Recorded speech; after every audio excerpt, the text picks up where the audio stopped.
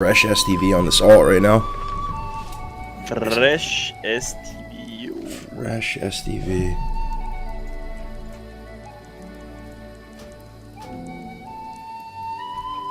Are you What do you need? do you like just chilling and grinding mobs and stuff, or are you the type of person that like absolutely hates that? Like Tactics, for example, hates that. I have a pretty good mind to just straight up. Dude, yesterday, when you went to bed, right?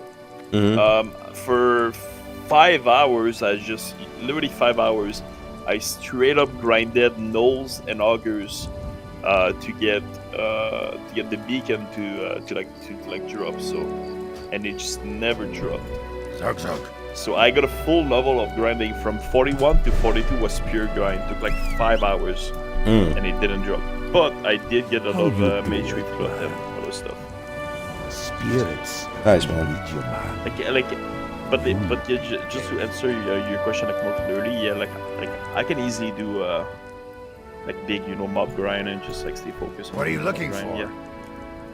Yeah, I kind of enjoy it sometimes. I mean, questing is fun too. It's just a different vibe where if you just want to chill and just be a vegetable, I enjoy the grinding. Yeah. Dabu. There's a butcher here somewhere.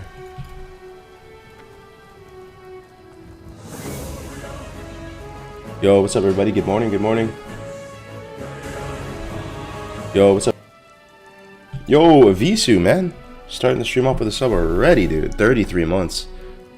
Hey, good to see you, brother. Less than 1 week till wifey and I are having our baby boy. About to join the dad gang. Yo, Mazel Tov, Avisu. Honestly, you're gonna love it, bro. You're gonna love it. We've lived kind of parallel lives over the years. In terms of how long we've known our significant others and stuff. I think you're gonna love it, man. Honor. I think you're gonna love it, bro. Yo, John Rev, good morning, man. Good morning, everybody. Yeah, we're doing some chill alt leveling here for Circuit 3. I'm chilling out with Big Bobby, the winner of the Rogue Makura, world famous. Oh, yeah, I'm the war chief. The most prestigious title out of everything he's done over his classic career. Vlad every season is it's nothing. One to add in now. Speak, friend. Yeah. Nothing in Just comparison. a other title to add to the palmarès. With the notch on the belt, bro. You know who I am? You know who I am? And now, like, you could add one more. You could add one more line, dude. My whole speech, yeah. Magura winner. There you go. The dude. Magura Rogue winner, season 3. Oh, that's funny. Oh my god, another one. We got another sub. Damn, bro. Like, I wish I could start my streams and have like subs like that. You guys are crazy. The hardcore community is goated, man. Hey, Dr. Yep. Mr. Good Vibes himself. Thank you very much for the tier 1, bro. Good morning. Okay, but the thing is, like, those are a little tier 1, bro. No way would someone drop a 5 bomb to start the stream. Oh, no. We don't. It's okay, Bobka. We're alright, brother. I'll drop it on Bobka's stream. Hey, no way someone would drop 4 bomb or 5 bomb chat, Yo, right? is that Cap City? Dude, I haven't heard from you in a minute, bro. How's it going, Cap? It's been a while. Good to see you, bro. Yeah, good morning, everybody. We're doing some chill alt leveling. Our main is pretty much squared away and good to go. Yo, Bobka, my teammate, Team No CC, I'm pretty sure got the first epic of the World Tour. Yeah, yesterday. Yeah. We didn't. I got the clip, but it's nothing exciting. I didn't really react to it, but I do have a clip if you want to see it. Let me just send it. What is special is that right after that, I got my BIS PoE belt also on top of that. So. Yeah, and I think you got more excited for the belt than even the. Yeah, but I mean, I got excited more for the belt because like I already had the mace and then we got the belt, so that's so crazy, you know. Yeah. It's been a roller coaster of emotions over here at Team No CC. Yesterday we lost a valued member of the organization. The day before we lost another one. Oh shit, dude. In case some of you guys didn't know, Grays died yesterday. Hate to see it. Death number 4 or death number 6, depending on how you look at it. Dustbone, our shaman, died the day before. But Boka did get an epic, and he got an epic weapon. Epic weapon. That you will be using in the circuit, correct? Yeah, I got that. That is in the clip right there, chat. if you guys want to open it, and then like 15 minutes. No, like 1 hour after this, I got my BIS belt to the 9 stamina, 9 agility, 9 strength belt. So there's a back-to-back insane. Let's take a look at it. HCAS first epic. You guys want to watch? Let's go. By the way, like I didn't, I did Shower not went round, crazy brother. because I know the value of it. But Well, it's, yeah, but the thing is, like, I reaction. think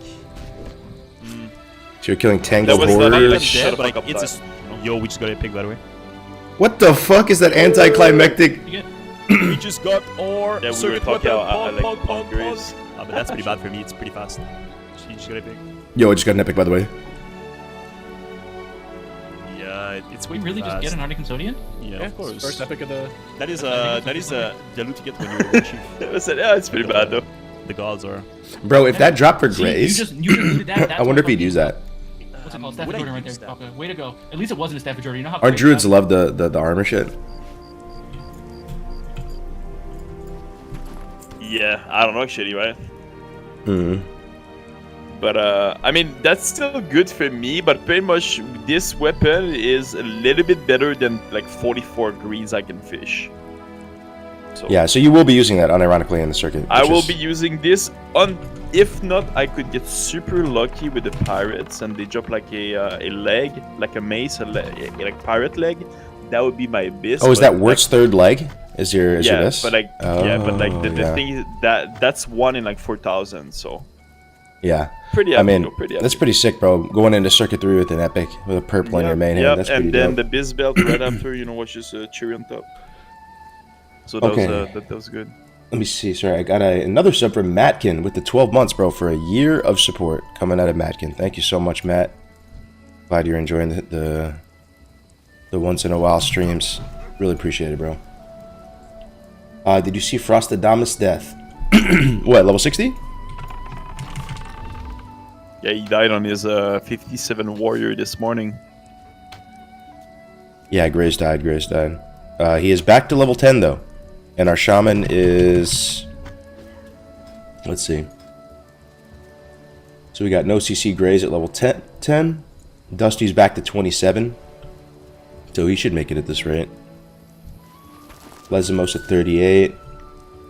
I'm at 43. Tactics is 43. Tactics character is absolutely cracked right now. He is so strong. In usual Tactics I'm gonna fashion, tell he's you- fully min-maxed out. When I get my shoulders, I'm gonna be pretty fucking cracked too with that mace. Really? Because I'm gonna do the rare elite quest. Yeah, my character is pretty cracked with the Beast Dagger, and because I'm gonna have like Beast everything besides 2 things that I need to fish. So yeah, I see. like I think I should be like near like almost better geared than tactics, but we'll see all the fishing will be treating me. But Yeah, for sure. That's good to hear Good that stuff. you're strong. I'm feeling strong on my hunter as well. The only thing I kind of fucked up on is I should have grinded Rune Cloth earlier. I didn't realize how bad the drop rate is. It said it was 40%, but I grinded for a while and almost got up to my level cap and only got like 9 Rune Cloth. So I will have like 1 stack of dense dynamite, and then I'll probably have to just use like the solid one. But yeah, this is what it is. I'll have sappers and shit. Base camp and Melderon are streaming again. I know, dude. Unbelievable. They always come back. 38, level 38, slow and steady, baby. What up, Les? Good to see you, bro. Good morning. When is next circuit? Do Grays got enough time? He should have enough time. I mean, Grays went 1 to 30 in a day, right? And I think we still have like a week and change. No shot, Cap City with the bits, bro. Thank you for the 500 bits. Good to see you, man. How's everything going with you, Cap? What can I do for How's you? life, bro? It's been a while. Great to meet you. Safe travels. yeah, bro, your chat is popping off this morning. You guys are crazy. Wait, did we get a sub or a host? Why do we have 250? We just started. 250? Is that real? The morning streams, dude. The morning morning Sunday hardcore streams are. It's vibe, bro. Yeah, for sure, man. With the Lord of the Rings music, just carrying it. Yeah. We're listening to, by the way, some Lord of the Rings music and ambience, The Shire, A Peaceful Night in Bag End. Chef's kiss. I can't even sing to it. We got K Super in the house. Good to see you, dude. One of the, I don't want to say up-and-coming speedrunners, K Super. I don't know if you've been around, bro. I don't know what your history is. I had never heard of you doing like the private server days or anything like that. And I feel like you just popped up out of nowhere with the hardcore cups. But yeah, bro, you're a pumper. I think you've earned the respect of a lot of the few, the proud, the brave speedrunners of Classic WoW. It's good, bro. Going good. One of my sons is finally doing good. Just hit 16 months and already 12 surgeries deep. Oh shit. 12 surgeries deep, a fighter? Yeah, just like his dad, right? Yo, Cargos, I'm practicing Troll Hunter 1 to 10 for the WC event. You skip Raptor Eggs / Tigers if it's busy. No, you can get it done, bro. You can get it done. I mean, those aren't... You can skip Tigers. At eggs, you don't skip. You can always do eggs if you know where every spawn is. They spawn kind of fast, too. But Tigers, you could skip, yeah. There is a place called Tiger Island that we named. One of the little islands way off on the right has like a disproportionately high number of tigers. So if you're down bad, you can go there. Of course, it's not the best because it's a little bit out of the way, but with Tiger Island, kill a few things. No, I'm new. Started speedrunning after Psalm launch too, after Love. Yeah, bro. So you're one of the new age speedrunners. That's really cool, man. Lion in the house. Good morning, man. Good morning, everybody. Man, the vibes are so good this morning. Hope everyone's having a good day. What do you guys got planned today? Anyone eating anything good? Drinking anything good? Doing anything cool? I think I myself might do a little morning stream. Might head to the gym, do a little pickleball session. Maybe go to In-N-Out Burger with the wifey, man. Get some In-N-Out. Or maybe we go sushi or something. It's gonna be a good day. Just a relaxing Sunday with the fam. It's raining. It's gonna be a good day. Gently raining though. What about you, Boca? You gonna sleep? Get some KFC? I'm gonna go sleep in a bit, and I'll wake up, and I'll make some good food and do a late night stream, as always. Just a chill Sunday. I watched the Formula 1 this morning, so that was cool. Oh, you're a big Formula 1 enjoyer? I do catch it when I can, but yeah, I do. I do enjoy it. Yeah, it's fun to watch. That's what's up, bro. Like I like playing WoW and having this in like the background. That's perfect.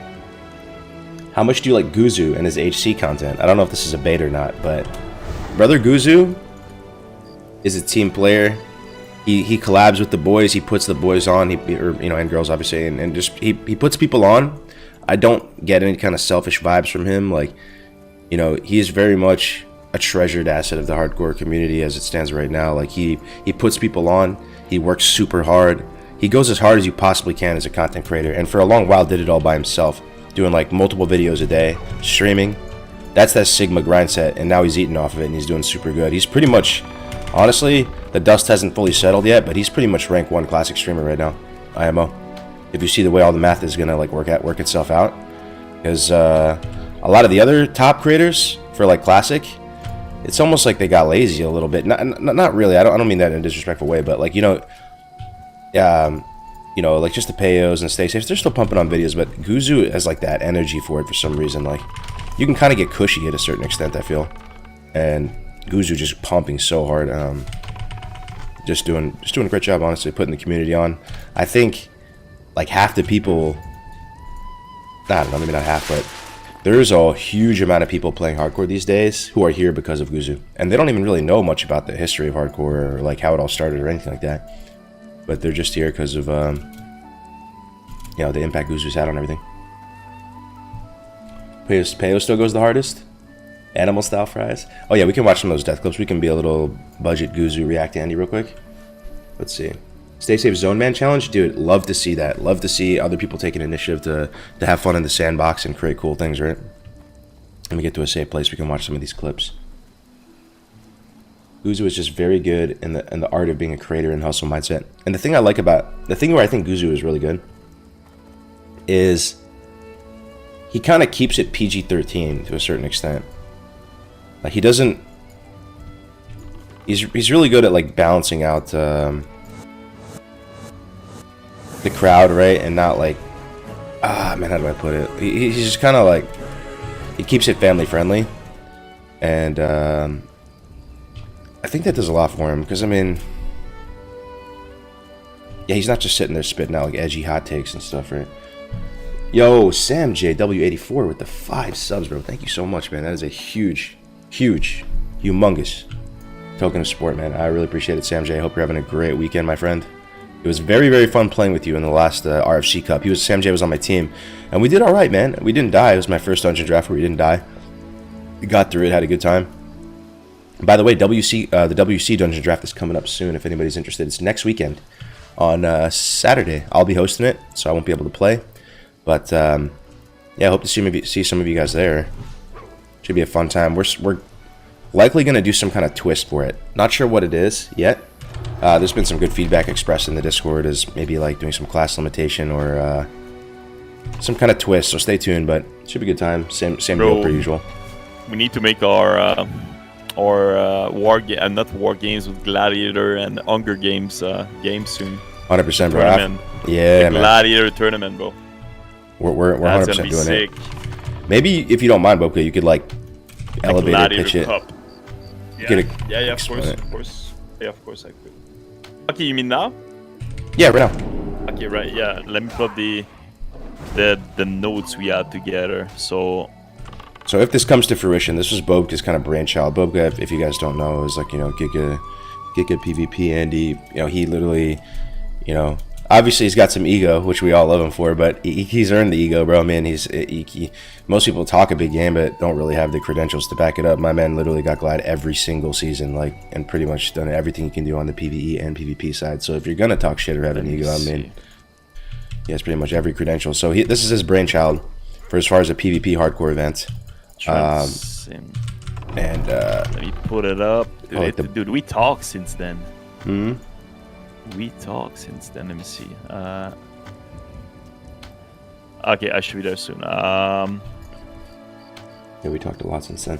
Where can I find the Discord? The Discord for Allstars or for... Here we go.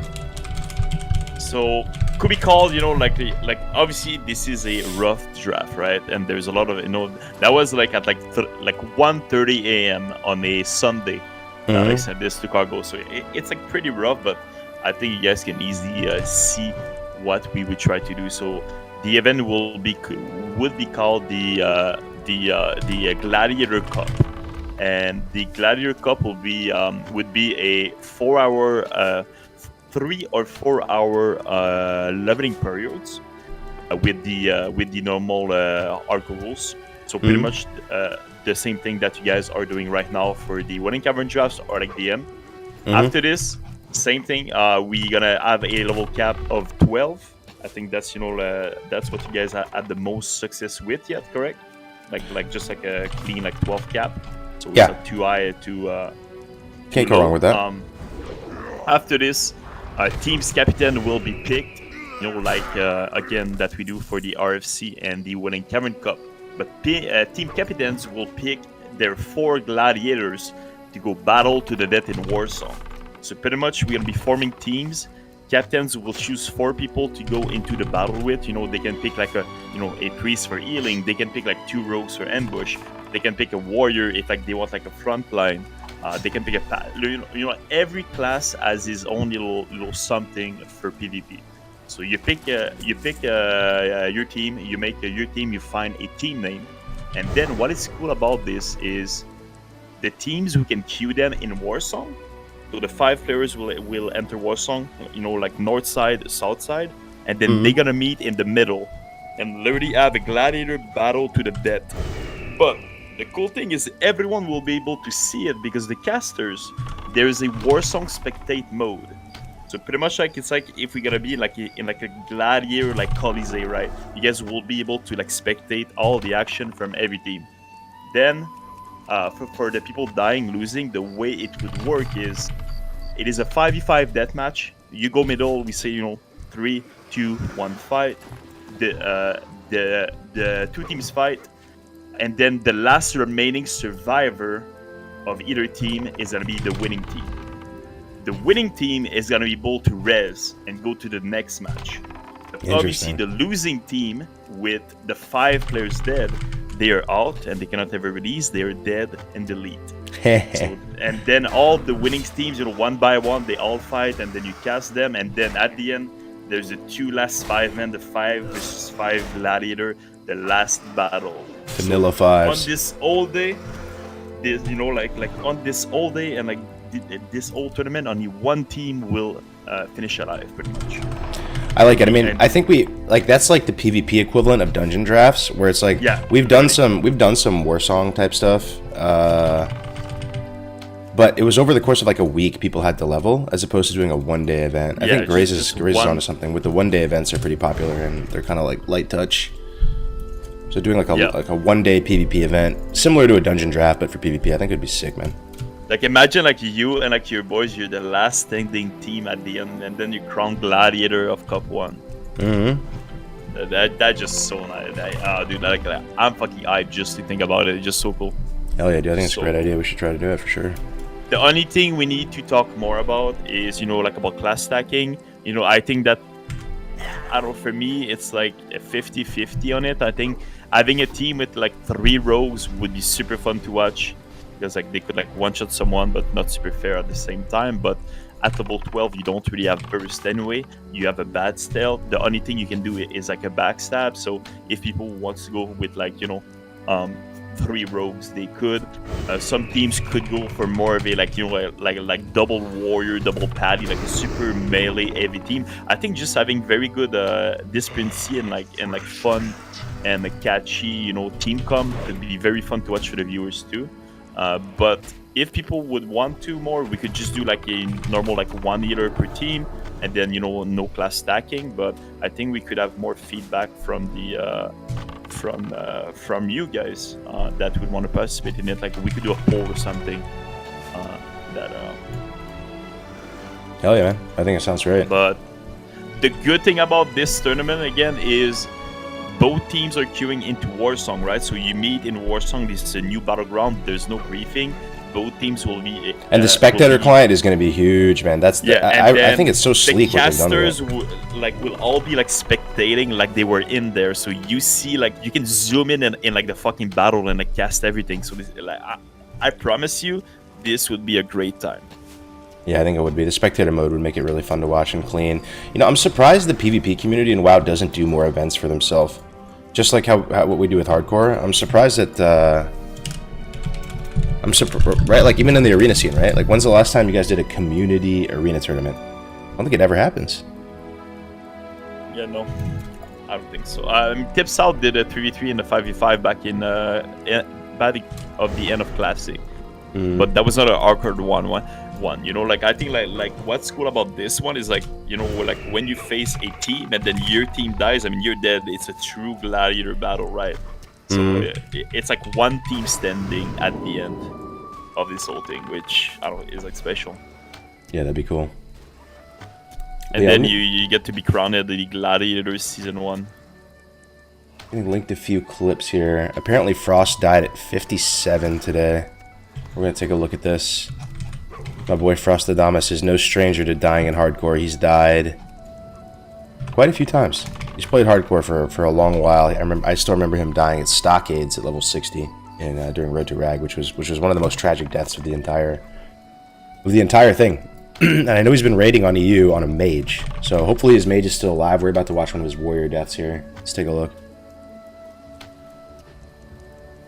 Let's pause the music for a second to go full immersion here. Okay, so we got Frostadamus here in Eastern Plaguelands, a zone I hate being in hardcore. I feel very uncomfortable here. So many mobs poison, give you disease, just a lot of danger. One of the most is the blood of the heroes you can step on. But I think Frost knows all that. He knows the game. So he has such a comprehensive knowledge of the game. He's probably one of those people that likes to challenge himself, truly, and try to push it, because he knows he can complete the challenge if he just plays safe. So I respect it. I respect him being here. He's trying to do one of the hardest quests in all of hardcore, this Mercutio quest. And I believe the hard thing about this quest is these mobs almost never deleash. They follow you till Kingdom Come. So if you do this quest, you pretty much have to all-in commit to killing them because you cannot run from them. We've seen Cheesy Goodness, if you guys remember his death clip, he's a great player as well. He is spamming travel form, trying to get away from these mobs, and he runs like halfway across the map, and they're still on him, catching him, able to keep up with movement speed. So, starting this clip off right now, you see Frostadamus at 2.5k health out of 4.3, so he's at like 60%. But he sees the name, the Mercutio, is almost dead. It's about 25% on this guy. So I'm curious to see what's going to happen here. Taking a look at his bag before you press play. Just to blue balls you guys a little bit. He's got Tuber. Looks like he has max rank health potion, but it's on cooldown. That's not a diamond flask, is it? It looks green. He's got Nifty up. He's got Mark of the Chosen, so he completed Maradon. Yeah, okay. He's using a Bone Biter as well. So it looks like he's fence kiting him. It's a good strategy here. Doing the old Morladim. Oh shit, misses the jump. Oh, that's bad. He's freaking out. He's crumbling. Yeah, he's panicking right now. Good fear, though. He's got to make that jump. Ooh, he made it. Okay. And the mob is almost dead. The only thing is, I think he has... Oh, fuck. This is so bad. They got split. This reminds me of dire mall trauma. Oh, man. So they're pathing split. Now he's trying to run. Yeah, this is over. You can already tell. Nifty, though, bro. Nifty. There's no way he can escape, though. His fate is sealed. You can't run from these mobs. No shot. He's got a Nifty, though. Use Tuber as well. I don't see Tuber bound anywhere. It, boys. That's it. We're done for today.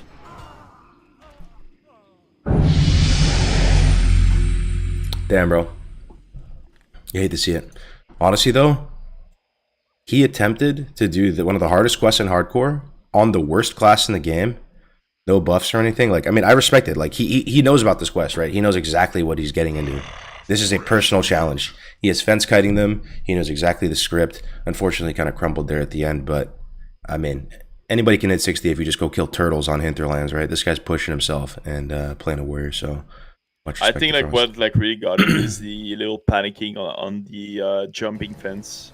Yeah. And that just that was just full panic mode after that.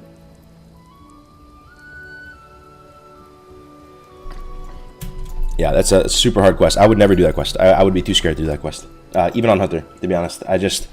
When you get to a certain point in hardcore, in your own mind, it's like you really don't want to lose the character because you're so close. For me, that's like 50 plus in general. I start to play way safer.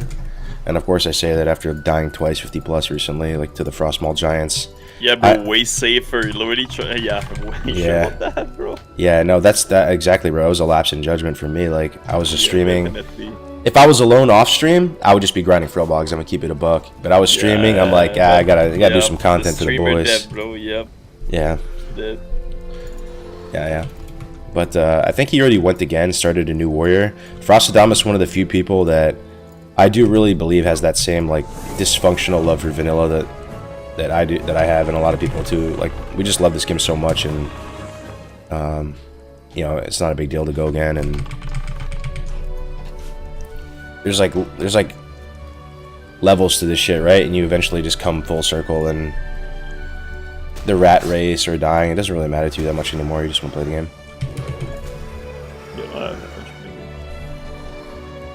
Yo, Sediz with the tier 1 sub gifted a total of 2 to the channel. Thank you, man. Giving it to the Doey Joey. I've died to the Giants already too. They're one of the few quests in the game that you just need to respect. But yeah. Did you chat give a good feedback about the gladiator thingy, the gladiator cup? 100% positive, man. Would you guys chat? Okay. Type a 1 in the chat if you'd be interested in playing in a 1-day Worst Song event for hardcore. Just, you know, and like chat, like just to precise, it's not a like Warsong flag carrying event. Like, that's a 5v5 deathmatch, but that we do in Warsong, so the casters can spectate it. Just to be clear, it's not like you capture the flag. For sure. I mean, capture the flag would be fun too. Like Warsong. Capture the flag could be fun, but it's just too long with the whole 12s. Way too long, man. Like, I think like pure 5v5 deathmatch gladiator style is gonna be the most fun thing. That would be cool, yeah. But I can come up with like a little bit more words in like the writing speech that I sent you, and that'd be sick, man. You know the key to these PvP events though. Yo, Donovan with the raid, man. Thank you so much, bro. Happy Sunday to you. Hope you had a good stream. Hope everything is going good with you, Donovan. Donovan had one of the most heartbreaking deaths of the tournament so far, dying in STV on his main with his Allstars character. That was a bummer to see, man. Was really hoping you guys were gonna make it. But thank you so much for the raid, bro. Hope you're doing well.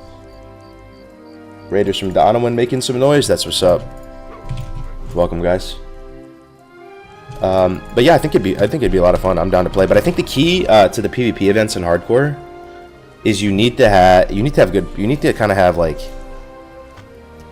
honestly, good players, bro, and like PvP oriented casters and stuff too to hype it up. Really, I think that's huge. Like, there's a big difference.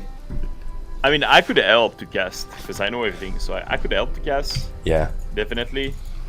Like, I don't mind not playing it, just to cast if that could help. You know what's kind of sick though, bro? Recently, Zaryu, Sea-Doo, have you guys seen this? Zaryu, Sea-Doo, some of the retail Andes who are like Giga rank 1 700 times. They're playing hardcore now, man. It's possible. What if okay, look, here's I'm gonna DM Zar because like I'm pretty like a good friend with him. We did so much stuff together. Mm-hmm. If we have a good tournament, I can promise you I could have him cast it with the casting it. Bro, that would be insane. Zaryu and Bobka casting a hardcore PvP tournament? Oh my god, that sounds insane. Yeah, I could if if you think that could be a pretty good day, like in terms of like viewers too, in terms of the participation, I'm sure. You should try it. We should try it out as a pilot thing, bro. And if you love doing it, that could just be like your baby. You know, they just run that shit, and everybody just shows up every time and they want to do it. True. It'd be super fun. Yeah, true. Actually. Hell yeah. 100 bits from James Q Odex. Don't sleep on your boy Cargos. Man's been rumored to be colder than level 51 arrows and the scatter trap rogues lurking in the shadows. What the fuck? Thanks, James. I appreciate it, bro, for the 100. No shot, dude. Donovan hitting me with the raid and the sub. Oh my god, Donovan. Thanks, man. I'll get you back, bro. I'll get you back. I don't stream too often, but I'll be on the lookout. Pay it forward. What's up, Kia Mac? Hey, yeah, man. Good morning, everybody. Good day. Where are you guys checking in from? You guys NA, EU? It's a good time for both, I would imagine. It feels weird. It's weird. It's like nighttime on the server right now, 6 p.m. Sun's going down, but I'm just getting up here in California. Cozy EU time. So EU is already the anxiety is kicking in for the next week, right? You got the Monday. You got a case of the Mondays already, I would imagine. Sunday night, man, hits a lot different than Saturday night. The Sunday scaries. What's up, Cheesy? Good to see you, man. Kia Mac with the sub. Yo, what's gotten into you guys? Is this what it's like streaming on weekends? Everybody's just peepo cozy. Taking a page from the patented Lord of the Rings HC Vibes book. Yeah, Gray's was the first one I've seen to bring the Lord of the Rings. And I always wanted to do it myself because I am a big Lord of the Rings fan, man. Like, that was a huge part of my life, Lord of the Rings. I mean, I still have vivid memories of playing Lord of the Rings. Like, you guys know the board game Risk? I remember my buddies, like, we all chipped in money. We were in elementary school to go buy that. We had like a Simpsons chess game, and we bought like a Risk board game that was Lord of the Rings themed. We were just playing Magic the Gathering. Like, back then, the Magic the Gathering decks were like very simple. Like, it was like mono red goblin deck, like white weenie, like soldier deck with like basic tribal synergies, or like elf decks and shit. It was so fucking like just flavorful, rich, high fantasy. And then at the same period of time, like, Lord of the Rings was out, The Matrix was out. There was a lot of cool stuff out. And I remember I was with my buddies Trevor and Jake and Max and all this. We're just playing, we're taking our Razor scooters, the Futterman stationary near my house, and buying like Magic cards there. Going over to someone's house, playing GameCube, playing like Lord of the Rings Risk. I remember we all started reading like the Silmarillion and the Hobbit and shit together. Just peak nerd shit, But I wasn't that nerdy though. I'm gonna keep it a buck. Like, I was always playing sports and stuff as well. I pretty much played like every sport. Growing up, from tennis to football, soccer, it's pretty much all that. But I always had the nerdiness as well. Yeah, same. I played like all sports to a pretty good level until like all of high school and college, but I already I always had a crunch to go play video games after and play WoW and just chill and Yeah. For me, man, I'm a big underdog enjoyer. I don't know if anyone's the same way. Like, I like gravitate towards underdogs, and like even for me growing up, like I was always kind of like into sports and doing my own thing, but I always actually liked the really nerdy kids the most. They always were like weirdly the most interesting to me, and I'm sure other people are the same way too. Like you just gravitate towards underdogs. Yo, Degrio with the Prime. Thank you so much for the 2 months, bro. Thank you very much, man. Like I still remember, man, vividly. So in middle school, right? You know, there's kind of like cliques and people are sitting at different tables. Yep.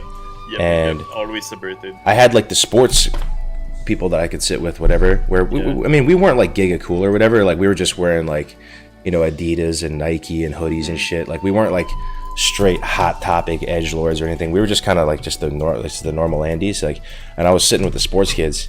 But I remember I saw like the nerdy table, right? And I saw like my buddy Chris. He was wearing a Rurouni Kenshin fucking anime shirt, and my buddy Jim was wearing like a gigantic pink polo shirt and stuff, curly hair. He's like, like the they were Dragon just, Ball shirts. Yeah, Dragon Ball, and they were over there at the table talking about nerdy stuff. And I just went over there, man. I wanted to befriend them, and people, you know, were like, "What are you doing, man? Sitting over there?" But like, I always loved the nerds, bro. That was always my thing. Yo, water bottle with the Prime. Thank you very much, man, for the Prime. Thank you so much, man. How's your pickle game doing? Oh, pickleball game? Oh, my pickleball game is going good, man. I really enjoy pickleball. The thing I like about pickleball, one, it's like very social because you're close and there's like tons of courts and there's that whole side of it. But pickleball is not a game where might wins over right, if that makes sense. Like you can hit the ball as hard as you can and just absolutely rip it, doing like gigantic ground strokes like you're fucking Andy Roddick, and it doesn't matter. You'll have an 80-year-old man just fucking dink you, which is an actual pickleball term, and you can't just muscle through. Like it honestly, like it's about like strategy and like placing the ball, and like it's not like tennis where you can just hit like massive ground strokes or have like a massive serve and just win. Like you'll have like 70, 80-year-old people who are actually unironically good because it doesn't require that much running. It's more like strategy and where you place it, which is a totally different vibe.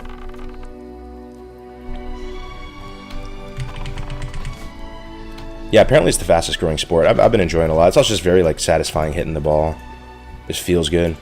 It's like a mixture, the way I would describe pickleball, it's a mixture between tennis and ping pong.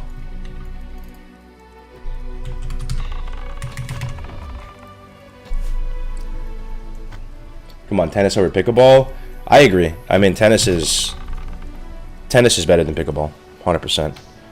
But do I think tennis is more conducive towards like socialization and meeting people and being able to just quickly hop in and play and all that? No. But I think it's like a better sport that like has more history and stuff like that, and I grew up playing it like my whole life, you know, and I love it.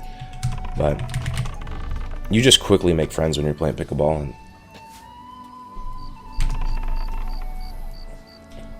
athleticism still matters though. Oh yeah, I mean for sure, like especially in singles, it's kind of a doubles thing. I quit snus today. Sag, Lord, shaved my nicotine receptors in my brain. That's a dip, right? Do EU people dip? Do you guys even know what that is? I feel like that's very much a K-Kona thing. In the military, it was like extremely popular. You would see damn near everybody packing a little wad. You talking about badminton? No, we're talking about pickleball. Yo, Vuda Woya, what's up, bro? How you doing, Vu? Good to see you, man. Huge dippers packing a chew, but you guys are all NA folks. Like the EU people are just silent right now. They're like, "What is he talking about?" But yeah, I'm sure it exists under another name, but it's probably not as popular. What's called SNUS in EU? What are you talking about? It's basically, how do you even describe it, bro? Like tobacco, tobacco blend. Like there's sometimes in like menthol or other flavors that you just put in your upper lip and it gives you a buzz. Yeah. Chewing tobacco, there it is, yeah. I think it's huge in Scandinavia. Tobacco with fiberglass? Yeah, yikes, dude. Yep. About to leave Las Vegas? Need me to scout your Airbnb? Yo, yes, Jalen. If you could do that, that would be sick. Going to TwitchCon later this year. We're still hoping by some miracle Bob comes, but we're saving him a spot. But yeah, there's probably going to be 25 or so of classic Andes that you guys probably recognize in some shape or form, all under one roof come TwitchCon. And we're hoping to do a lot of fun stuff. Like the thing that I'm personally hoping to spearhead is like a MasterChef episode. Just try to do like a meme parody MasterChef episode where you have like Gordon Ramsay, not the actual guy from the show, but like the streamer, and Only Black Smoke and whoever else as the judges. And then you have, imagine you have Grays versus like Ampi versus, you know, Boga, Lesmos, whoever, and they're all using like a HelloFresh kit that has ingredients in them, and they have to make a meal. They have to make something that tastes good, and you know, they're all wearing like aprons with the hardcore flame on it and shit. It'd be so funny. American Ninja Warrior, yeah, we want to do that too. It's on 7 acres, so. I mean, shoot your shot, ask the real Ramsey. Yeah, right. Hey, Chef Ramsey, I've watched every season of MasterChef. I'm just calling in a favor here. We're gonna need you to come through and facilitate the hardcore MasterChef edition.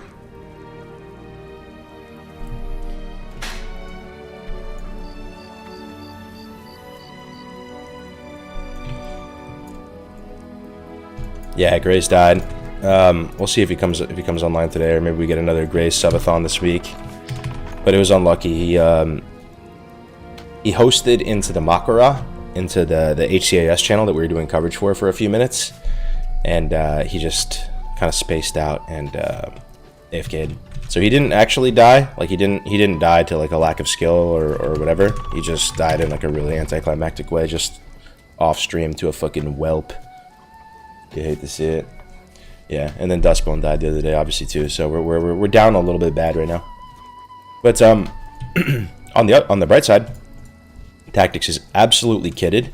He got extremely lucky while fishing. Like, I can't even explain to you how lucky he got.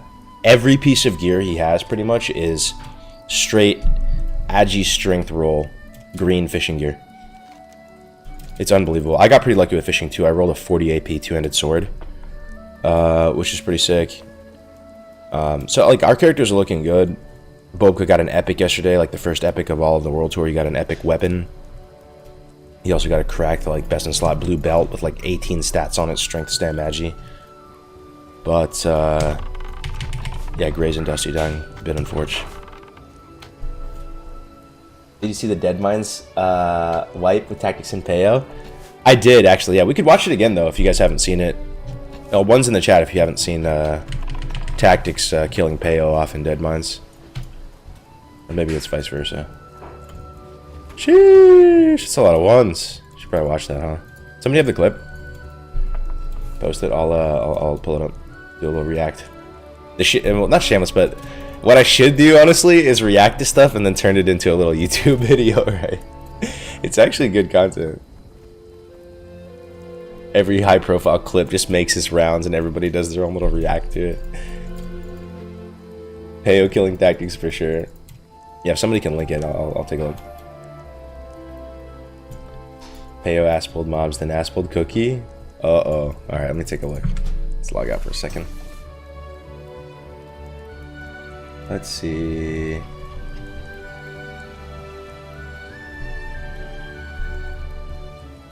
Okay, let's see. You know, the React Andy stuff is pretty fun, too. Like, I enjoy the act of doing it and, like, analyzing stuff together. Okay. So let's take a look here. So we got Yabo. He usually calls his hunters Yapo. He's got Yapotato, the boar. Level 19. It's a pretty good level in Dead Mines. 5 manning. Nothing too dangerous here. He's got his ice cold milk, his bread. Still got 7 sticky glues. No slumber sand anywhere. I don't see. Let's see. Swiftness pots. Nothing too crazy. He probably just had like a pretty standard run. Didn't like do anything, get any crazy tech or anything like that. Level 19. Looks like they just killed Van Cleef on top of the ship, right? Got 7,000 subs. Holy fuck. Okay, let's see. For sure, we're gonna finally get Okay. I'm just... Okay, let's just play it. aspect of the Cheeto. Do I need to... I don't think I need to do that. In real life, drink. Yeah, bro. I'm drinking both at the same time, bro. You know what's up, Shokwan? Hey, I'll just let it play Shokwan, one time and then we'll Deep watch it. Zone, no? Oh, bro. Oh my god, bro. Oh, the Aspel. Oh my god, dude, please! Oh my fucking This doesn't god. seem that bad though, bro. It's like 3 mobs. 4 mobs. 4 mobs? Should be The fine. cookie in the back, Manito bad! Oh, shit. Yo, bro! Oh my god, what the Slumber fuck is sand wrong would be with huge this? here though. Ikilos is Slumber dying. sand on Cookie, right? You can definitely slumber sand Watch Cookie, out, right? my tactic is dying. Out of everyone there, one of them's got to have slumber Manito sand. Man. My... Oh my god, tactic is Tactic's dead. dying. No, tactic! No! Oh my... Yo, bro, are we jumping? What are we doing? I don't like that. Yo, bro. Is there any evade spots or anything around here? Run. Oh my Oh, god, jump in wait, the water. watch out. Are we hurting? Hurt, are we? No, we're not. Ooh, that's Wait, gonna work. Please. Oh my. Oh, this is over, man. They need to find an evade spot or something. Hamstring! I'm gonna hamstring! Iplos is dead. What are we doing? Oh my. Is it? Please, oh my god, Iplos is dead. No fucking way. You're gonna be kidding me. Please, Where are we going? No, please. Someone. Nova, do something. Tactic is dead. Yo. Damn, bro.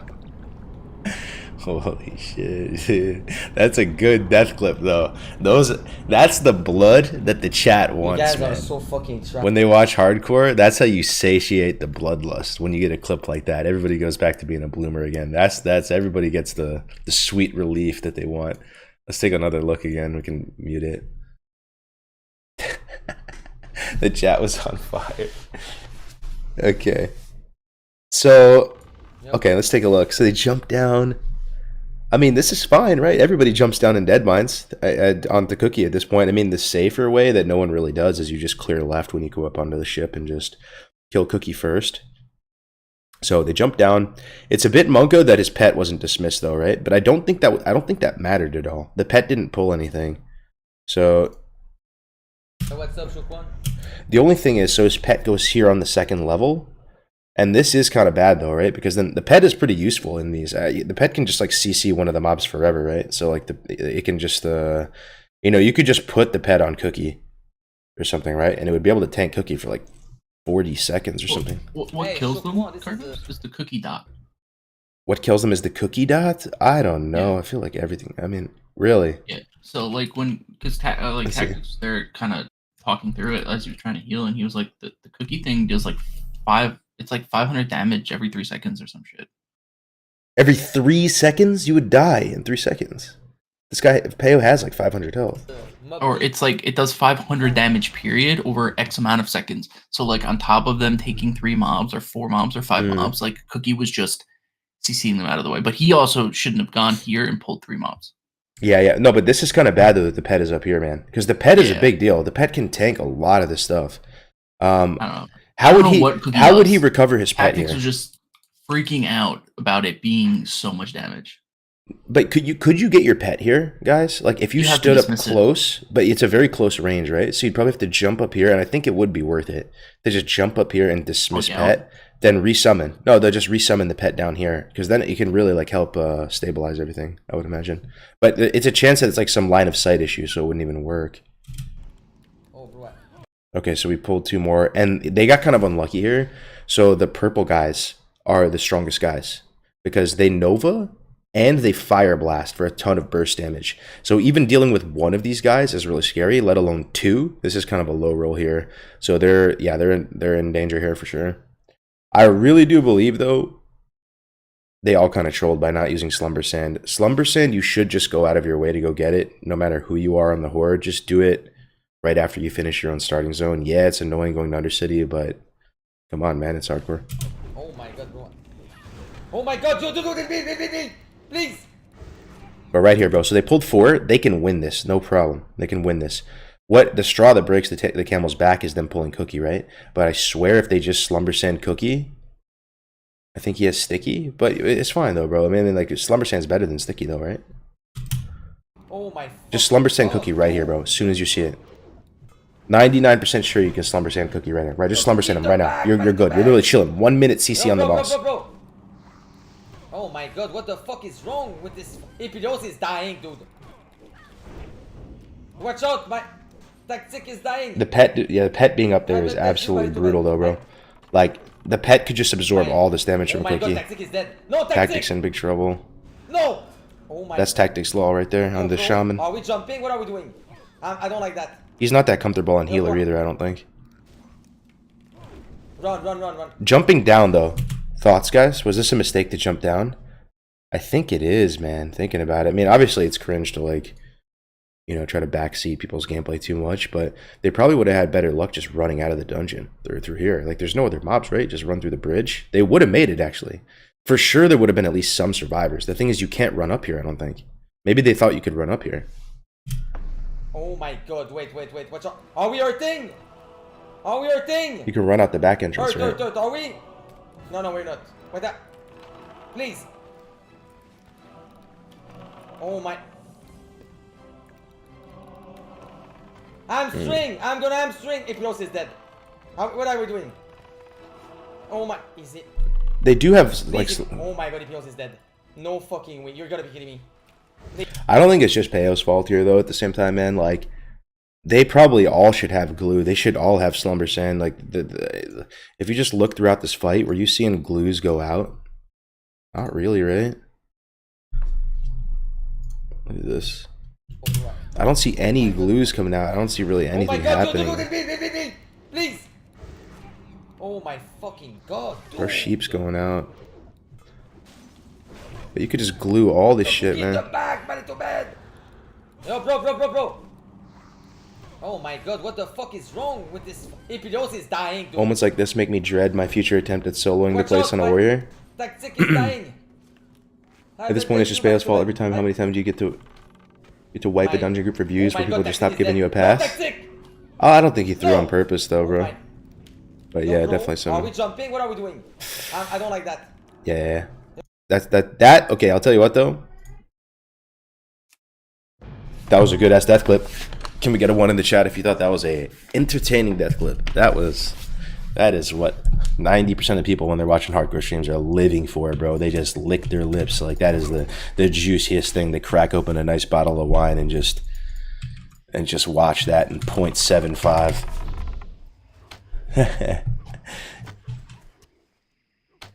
Payo is so entertaining, it's even better when he dies. Yeah.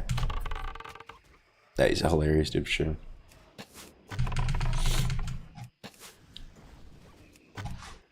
That's what HC is all about, yep. You know, Bobka had I'd say a hot take. I'm not sure if he's still here. Let me see. Oh, he is, but he might be asleep. He stayed up all night. Bobka actually, if there is a hardcore realm, he wants everything to be buffed. Like, all the raids, everything. I kind of want the world to be buffed, to be honest. And my question to you guys is, do you think that's necessary? Because Bobka is a fucking giga gamer, so it's tough to balance things around, like, the absolute fucking elite giga gamers. And what that would result in is just, like, a hardcore realm where there's way more deaths. 500 plus viewers, love to see it. Hell yeah, man. Thanks for tuning in, everybody. I really appreciate it. Hope you're having a good Sunday. Vibing out, doing some alt leveling. This is my hardcore world tour character alt. So my main is already 43.5. Pretty much good to go. I can bounce over to him in a bit too if people are just curious, like a progress update. I can show you the gear. If you guys are interested in that, I'll show you my main. But I'm leveling up a backup because you saw what happened with Dustbone, you saw what happened with Graze. Anytime, man, the Reaper is looming, you just don't pay attention for a few seconds, you fall off Thunder Bluff, you let the whole team down. So for me, I'm able to play a little bit more confidently and feel better about the situation knowing that I have an ult. And that's one of the perks of Hunter, right? Like, leveling a Hunter is so much more chill than the other classes.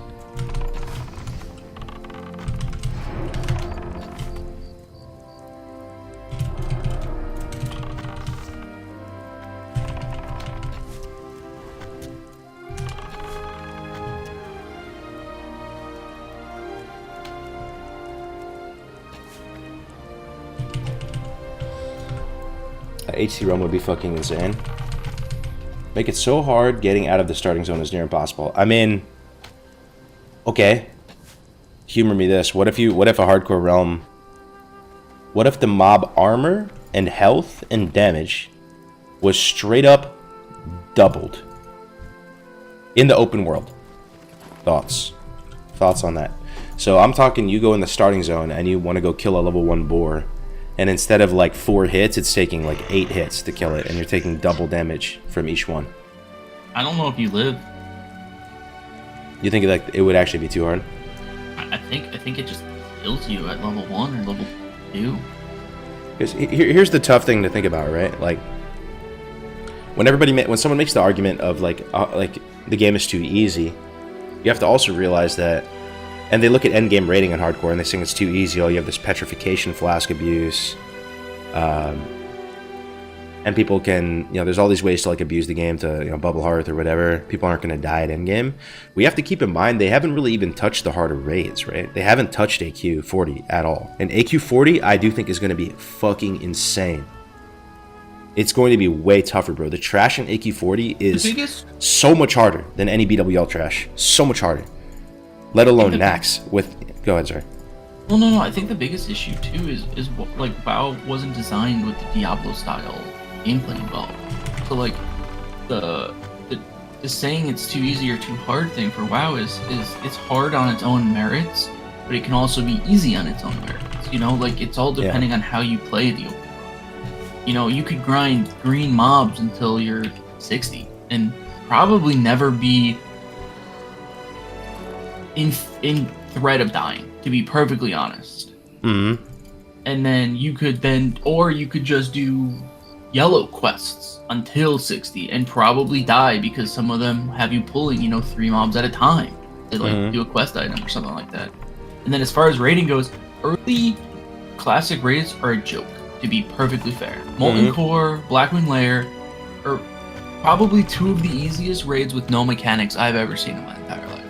But the thing is, even in BWL, it's actually pretty hard to... You have to like almost remind me of how you're going to wipe an MC. But in BWL, if you just have a bad pull, you can wipe. You could also die. Like, There's things in BWL that will kill you. Like, I believe, like, Chromag, to me, is a mob that will kill people. Because like, in BWL, there's points that if you just have a bad pull and you pull, like, 2 trash packs, don't you just wipe? Or you don't. If you don't... Unless you want Petri or something, but...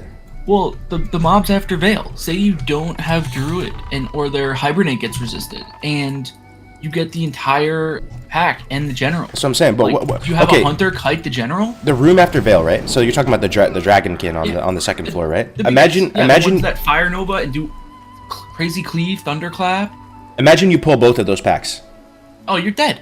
No, like you're 100% dead, right? Like I don't. There is 0% chance you can fight through that as a raid. No, I don't even think so. It's literally. I think you can beat it, but you're gonna lose 50% of your raid, and that's the other thing that will make the hardcore servers like they don't have to scale up the difficulty. I don't think, because you think about it this way: say you go into Molten like BWL and you lose 3 people, that's only. I mean, out of 40, it's not terrible, but say you luse 5 people, say you lose 10 people, like you lose a third of your raid.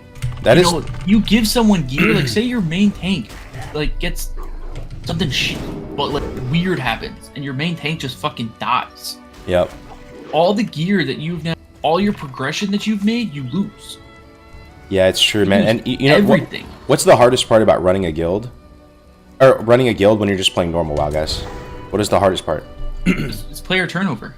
100%. It's the churn of people leaving, bro, and just you need to like actually have people recruiting and shit, right? It's not even the loot drama, bro. That's kind of like small potatoes. Like what usually just kills off guilds is that people are leaving the game at some point because they get bored at a faster rate than you can recruit people. Yeah, I think if you're playing at a high level and you have like you're either doing like a round robin loot council or something, like loot should never be an issue because content is easy and everyone will get loot.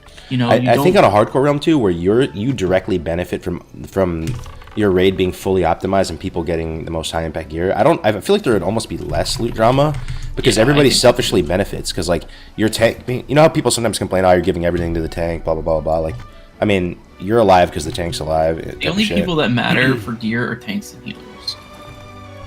Yeah. Like, there's no hardened rages. I don't think on a lot of bosses in Molten in any of these in any of the raids. I mean, you hit a hardened rage in like Nax, but like as long as your tanks don't die and your healers keep the raid alive, like damage doesn't matter. People can do nutty damage. Like warriors can pump damage with, you know, shitty gear. Yeah. I mean, you can just use like Dalrens and blue previous stuff of like well into AQ if you'd like and be just fine. But I mean, you're not getting high warlord stuff, so that will change the meta a little bit. You can't just go farm. You can't just. I worry that if they make hardcore servers harder, on one hand it could be cool because it's just giving the game teeth again and people are able to really feel immersed because the game is really challenging. But I also do worry that it becomes less fun. The fun value would go down if stuff is just more of a pain in the ass, and when you die, it's harder to level back up again. Like, if you make things harder in the open world, it doesn't change how you play the open world. It just changes, like, so instead of, so like take a shaman for example or whatever. You're killing mobs. Say I can kill like 4 mobs before I have to drink. Now I'm killing 1 mob or 2 mobs, and I'm drinking like every single time. It just makes the game boring because all I'm doing, I feel like, is drinking and healing, and I'm not actually playing the game. I still think that's kind of fun though. Like the thing that worries me is that when you die, because you will die in a hardcore realm. Oh, of course. If it was way harder, that time commitment is going to be that much like more brutal to get back up there, and people might not go again. You know what I mean? Just leveling 1x classic era takes a fucking long time, dude. Imagine you die at 60.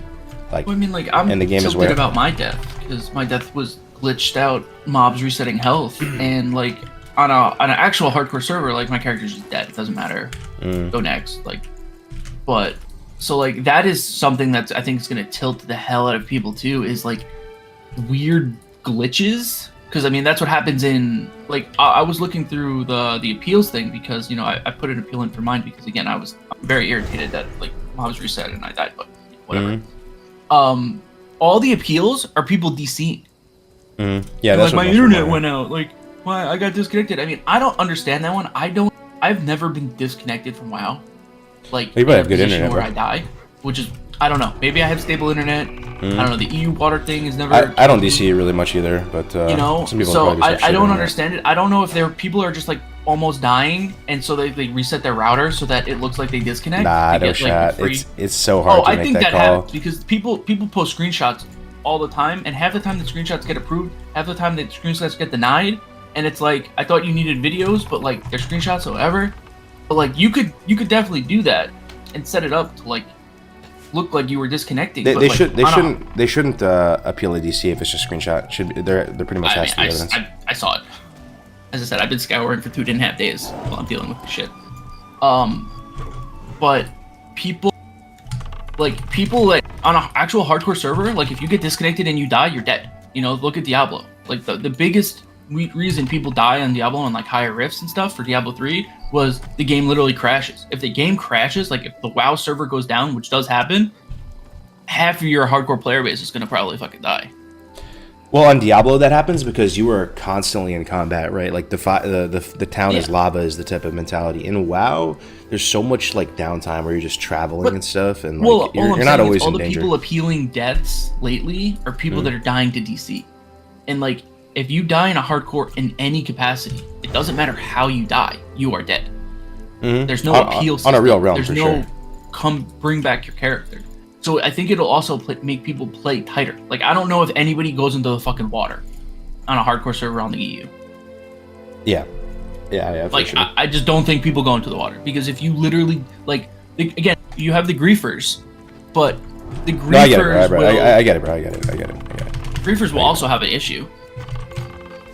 Yeah. I mean, but griefers will also have to not be able to play the way they play now. Because griefers, there's no repercussion for a griefer. Yeah, we'll see how it goes on a real hardcore realm, how people act. I think there's just so many unknowns, like, if it happens, right? Like, if people are going to be more inclined to grief, less inclined to grief, like, because the griefers have one life as well, you know, maybe these guys just have short attention spans. They just want that instant gratification of killing somebody off real quick and then logging out. But if they actually have to put the time into their characters and level them up on the same stakes and on the same 1x kind of timeline, like, there may not be as many, man. Who knows? I don't think there will. I don't think people will really waste the time. Yeah. Personally, I mean, maybe you will, but, like, I don't know. I feel like a griefer is gonna spend 3 weeks, 4 weeks leveling a character to 60, and then, like, grief level 10s. It just Yeah, and I put their don't know. character on the line. Back to the original conversation about difficulty, I'm torn, right? Because if hardcore servers happen, like, there's probably no takebacks. There's no takesies, backsies. Like, we'll get what we get, and then it'll run its course potentially, right? And, like, so on one hand, in higher difficulty will give the game more longevity in a way, right? Because people are only going to get better and better and min-max more and more and learn more and more about this game, and it's like it's a static game, right? So by making it harder, you kind of future-proof it a little bit, I feel, and that is just a give good way of thinking about it. Yeah. yeah. But on the downside though, like, it could get to the point if it was made too hard or whatever that it just becomes less fun, and then people still haven't done AQ40 and Nax, which are the harder raids. So it's like, even with all the values as they stand right now, like, people like Ampi really believe that Nax is going down, that people are killing Kel'Thuzad on hardcore. I think you can do it. Like, you can clear Nax. You just have to be safe and strategic about it. Like, you don't just zug like, you know, we did it, but in like classic the first time. Yeah, It also depends I'm on not what so the much world of a boss, bloomer on the that world point. boss, or where that world buff meta is. You give hardcore world buffs. Yeah, I think you for sure do. Yeah, I mean, I think you can kill the raids. You just need coordination. Yep, I mean, everyone can talk a big game. I'm curious to see if it actually happens. Like, if we actually see people go through and kill Kel'Thuzad on hardcore. I don't know if that's a given. I think buffed servers would be not bad if maybe you're leveling at like 1.5 speed. 1.5. But that might remove the factor that you were kind of getting out of having it have longevity. Yeah, I like the 1x personally for it, but I could see a world where 1. Like, oh man, yeah, it's gonna be tough. It is tough. Hopefully, if they do a hardcore server though, they're open to, like, you know, iterating on it based on, like, community feedback, how fun certain things are. Who knows? Just fun to fantasize about.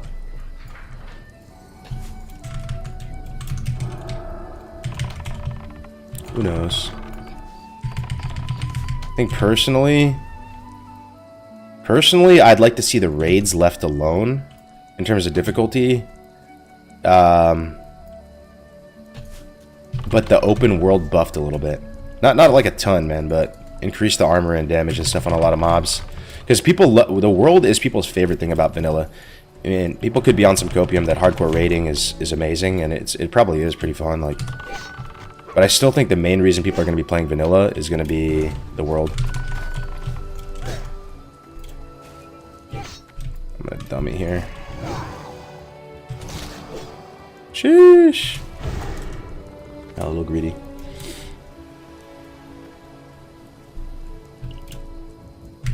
So, like, buffing the world and giving it a little bit more teeth, I think, is good. I mean, oh, it's still on me? What the fuck?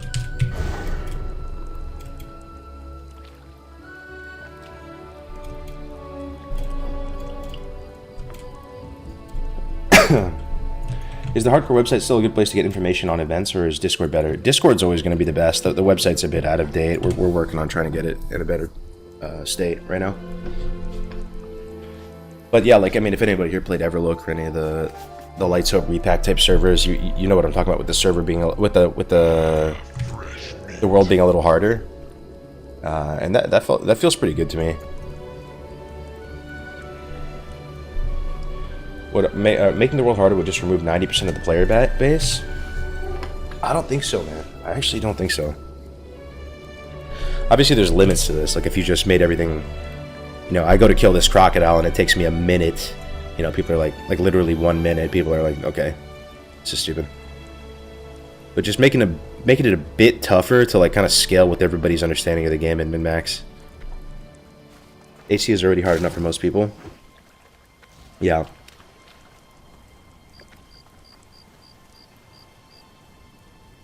That might be true as well. Not everybody has been playing this game forever.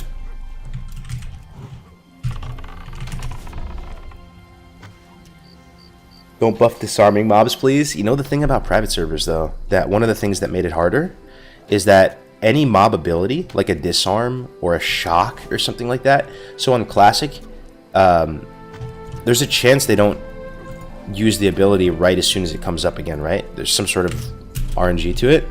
On private servers, anytime a mob ability was off cooldown, they would use it immediately. So you would get some really weird interactions like the Scorpids and Tanarus, the ones that disarm. They pretty much like perma disarm you on private servers, and they're like the least fun mobs to kill as a melee. They should make it impossible to kill red mobs. Not impossible, man. There seems to be a significant portion of the classic player base that are clickers and keyboard turners. It doesn't need to be any harder. Yeah, but do you balance the game? Honestly, though, just leave it as it is. I can't imagine there being that many clickers and keyboard turners in 2023. Yeah, there's probably more than you'd think. Specifically, isn't there that guy that plays on his bicycle? Yeah, there is. That dude's dope. Like, have you seen the death clips? There are so many. Yeah, for sure. Recently, though, I've seen people that are actually kind of... Oh, man. I'm not even trying to call it that, honestly. But I've seen some clickers actually be kind of successful, bro. Like, and do pretty well. It's kind of mind-blowing to me. This is one dude who does arena, and he actually, like, you know, gets glad and shit. Clicking, and it just blows my fucking mind. that's pretty dope. Yeah. Yo, how is Grace doing? He died yesterday, for those of you guys who didn't know. He took it really well, though. Like, he basically... You would expect him to be freaking out, like, table slamming, right? He just comes in the call, and he's like, yeah, guys, I died. Like, we're like, what? He's like, yeah, I died. I was AFK, I died. And that was it. So he took it pretty well. Maybe he's just used to it. Going again. I think Boltka took it hardest out of anyone. Yeah. Dying AFK. Yeah, he died AFK, yeah. Died AFK. No, not April Fool's, unfortunately. I wish it was an April Fool's. No, he actually died. He was raiding the Hardcore Allstars channel to provide coverage for Makara, and he just forgot to log out. Died to like a whelp in Swampasars at 39. Hate to see it. Savik's AFK death at 59. I know, dude. That was crazy.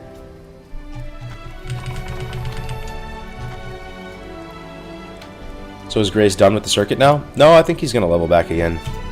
Maybe we see another Grace subathon or something. But, yeah. This is probably the last circuit where you can die. Because this is a 3-week break between circuits. It's a tremendous amount of time. And in 3 weeks, you guys could level up to 43, right? Like any one of you in the chat could. No problem in 3 weeks. 2 weeks. The next circuit is 51.5, I believe, or maybe it's 52.5. 52.5? So if you die and you have 2 weeks to get 52.5, you're basically out of the competition, unless you're like Tactics or Tommy or K Super or someone, right? Like most 90% of people are just done. Even if you degen pretty hard, it'd be tough. Cargo's gonna have 43 hunters by the circuit day. Yeah, I'll have 2 for sure. I do have a 3rd hunter at 22.5 or something. 51.5. Yo, what up, Ash? You could die and make it back to 60 in 4 weeks next circuit, but it's not 4 weeks though, right? It's 2 weeks. In between circuit 3 and circuit 4, it's 2 weeks. Yo, what's up, Alpha? How many teams are left in the circuit? I feel like a lot of people are tapping out. Yeah, we started with 44 teams, right? I think by the time we get to circuit 3, not to be too much of a doomer, but I think we'll only have like 12 teams. Because I think a few more will drop out or die. Something will happen. I think we'll have like a dozen. You think 10? So there's 17 teams at the moment? Yeah, but I mean down from 44, bro. That's another thing that we've been talking about. Like, is the World Tour legit just too hard? Like, it is. People are losing their fucking minds playing the World Tour. Like, just the fishing, the pre-bis grind, like, it's not even just the leveling, right? It's just the stuff you have to do outside. Maybe the just leveling. make it longer. But I feel like that makes the degens even more crazy. Yeah. Go for. I think it just. I think that what it is, pretty much timing everybody. that you guys did was great for spacing, for like purposes. Yeah. Yeah, I mean, it's working out as it stands right now. Like, nothing is really broken with any of the systems, but it is brutal, especially for the people who die and like feel forced to like level back up to not let their teams down. Just have rolling seasons. Next one starts a couple weeks after one ends. But I don't know if you guys are enjoying it. I feel like, for me as a player perspective, I feel like the World Tour has been incredibly fun. I've talked about this quite a bit. Like, I'm doing things that I never did before in vanilla. Like, I'm unironically fishing, and I'm not a fishing guy. I mean, you guys heard me like memeing on fishing in the past, right? Like, now I'm fishing my ass off. Like, I'm getting items and upgrades that I never got before because, you know, you never had a reason to. So, and then from the viewer perspective, it gives all of you guys something to watch and follow along with for like 11 weeks. I feel like from the viewer side, it must be kind of dope. It's better than nothing. You know, sometimes in the WoW category, you're just watching a bunch of miscellaneous streams. You know, like there's some narrative, there's some story going on, and like it just gives you guys, you know, everyone's, you know, freaking out about Gray's death or an epic drop.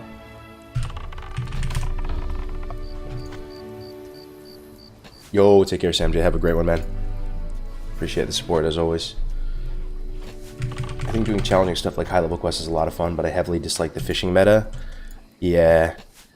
I mean, I think the number one thing on everybody's mind if there's another season of the World Tour would be to allow trading. But I do think that could only exist on a real hardcore server. Because I don't know if you'd want to fracture the rule set. But if there was a real hardcore server and everybody could just trade, the amount of fishing sweat and just in sweat in general is going to go down a lot because you'll be able to trade, you know, upgrades to your team. Ban profession stacking? What does that even mean though? Profession stacking, like everybody alchemy? I think he means everyone needs a different profession. Ooh. That would be interesting. You know, Ampy had a hot take on this though. He actually thinks that allowing trading would be more sweaty. It would be more sweaty because then you have one alchemist and he's got to farm potions for the entire group. You have one engineer, he's making bombs for everyone. You have you're funneling all of your greens, all of your blues, like that you don't need, like you're not just mindlessly needing on items for your enchanter so that he can get shards, because shards would be the hardest part of that. Like, and then like you're stacking everything so that when you go do ultimate, you do ultimate last. So you can bring him into ultimate to get him max level enchanting. You could make it so sweaty, it's stupid. Yeah, I mean, you could put some limitations, like, to make it less sweaty. I'm not sure either way. Like, right now, the fishing, it's like, you know, you either have the fishing meta where you have to just straight up slash plate a fuckload of casts, or you have that other version of sweat where it's the profession shit. That might be a more fun version of sweat, though. If everybody's, like, you know, working together on professions and making sure everybody's squared away. That might be a lot more fun for people than just straight up just fishing That is solo. also true. You have your sixth guy just be gathering profession and just gather everyone else's shit for him. Like, you could do some degen stuff. It'd be like it's like a mini guild. You know, everyone kind of works together to achieve a goal. Umpy farming Bloom was awesome. Yeah, you guys see his video? It's pretty cool, man. I fucking love Umpy, dude. Umpy's giga chat, bro. I fucking love that dude. I was gonna say though, don't enable the multi-lifers? What does that even mean? What up, reports? What's the first tournament you would like to do on official One Life server? To be honest, bro, there's an official One Life server. There might not be tournaments for a while. You know why? Because people are just going to want to play the normal standard issue meta of that server. And if you did events around it, you'd probably have to move with the grain and do like, you know, endgame level 60 dungeon speedrun type tournaments or something where people are just able to pilot their normal characters that they're just gearing up normally and do something moving with the grain, with the current, as opposed to like saying, hey, participate in this artificial meta we've set up. People are just going to be too hyped to play it, you know, do a vanilla playthrough under normal conditions. So it'd be something like that probably. I mean, you could do coverage for all like the raid tiers, which would be fun. Just we get another rebirth of classic WoW under a different light. But you could do like level 60 speedrun circuits. Loving the HCAS content. You guys are crushing it. Yo, Woody with the $5, bro. Thank you, man. Circuits. Loving the HCAS. Thank you so much, Woody. I appreciate it. I'm glad you're enjoying it, man. Really glad you're enjoying it.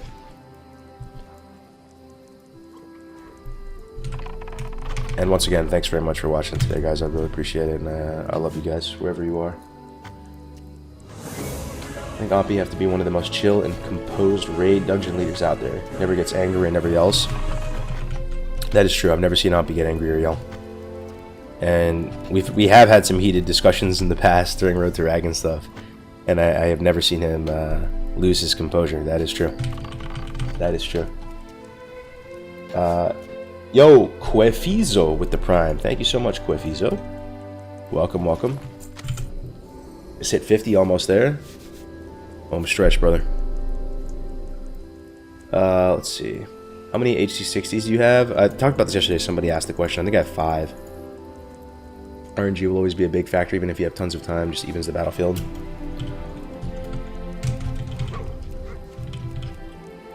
Rating on official servers will be crazy.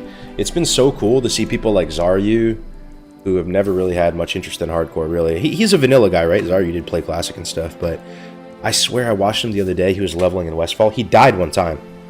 He died to a pillager, so he got the most iconic death experience in hardcore. And then he rolled again, and he was like, I don't even. He's like, I don't think classic era fresh would even be that great, or Som fresh would be that great. But he was like, I think classic hardcore fresh would be sick, though. He's like, everybody's gonna play. And to hear that perspective from somebody like completely outside, like not drinking the Kool-Aid, not in the bubble, you know, like just like an outside person having that take, who's like a big retail guy, I was like, dude, this is awesome. And I saw Sidu playing hardcore in between like threes queues. He put like a little text on the stream saying like, you know, vanilla hardcore in between queues. Crazy. Hey, just want to say I appreciate you not putting ads on your stream. I think there is ads on my stream, bro. I don't enable anything. It's just default settings, but I think there's ads on every single Twitch channel now. But I don't put anything extra, that's for sure. The bubble is real, but it's nice in here. Oh yeah, man, we've had the bubble going for a while. Bro, your voice is the same as Deckel. I'm new here and I already love you. Dang, man, thanks, Connor. I don't know who that is, but thank you, bro. Stick around, man. Stick around, Connor. First time in the chat. Nice little wholesome take. Much love. The real question is, when do we get official hardcore servers? Is there going to be a place for all the wives to get together and vent about our playtime? Oh man, we need a classic WoW significant other support group, support Discord.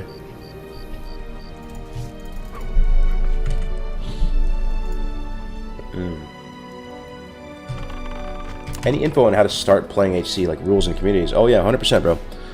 Go to discord.gg/classichc.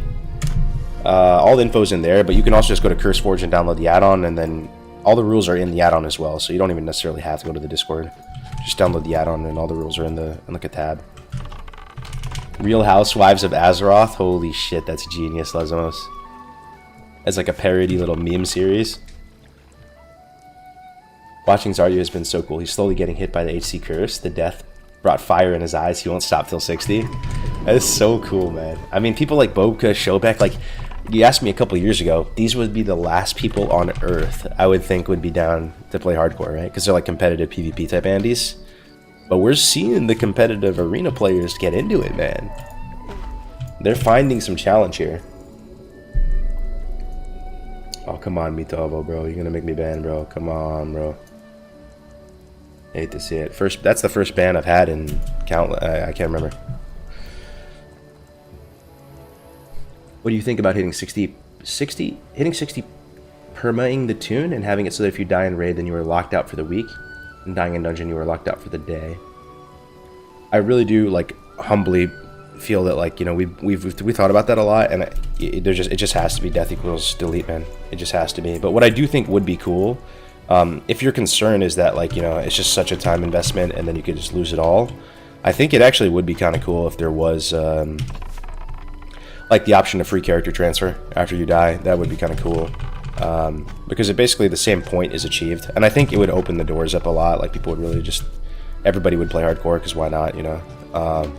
And it still achieves the same effect. I mean, everyone on the server has one life. Like, you're not seeing anybody who's respawned, and then people are able to, you know, not feel like they just grief their own time so massively. It's like having it's like a way to, like, have your cake and eat it too.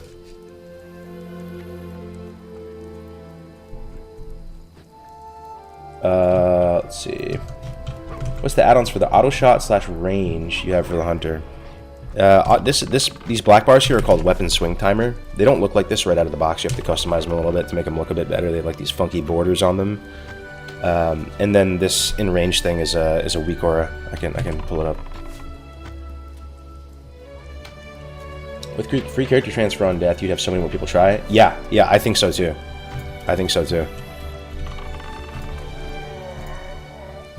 The kind of scary thing to think of, though, is, okay, does anybody here play RuneScape, old school RuneScape, and has, you know, played the Iron Man One Life mode they have on RuneScape? Is that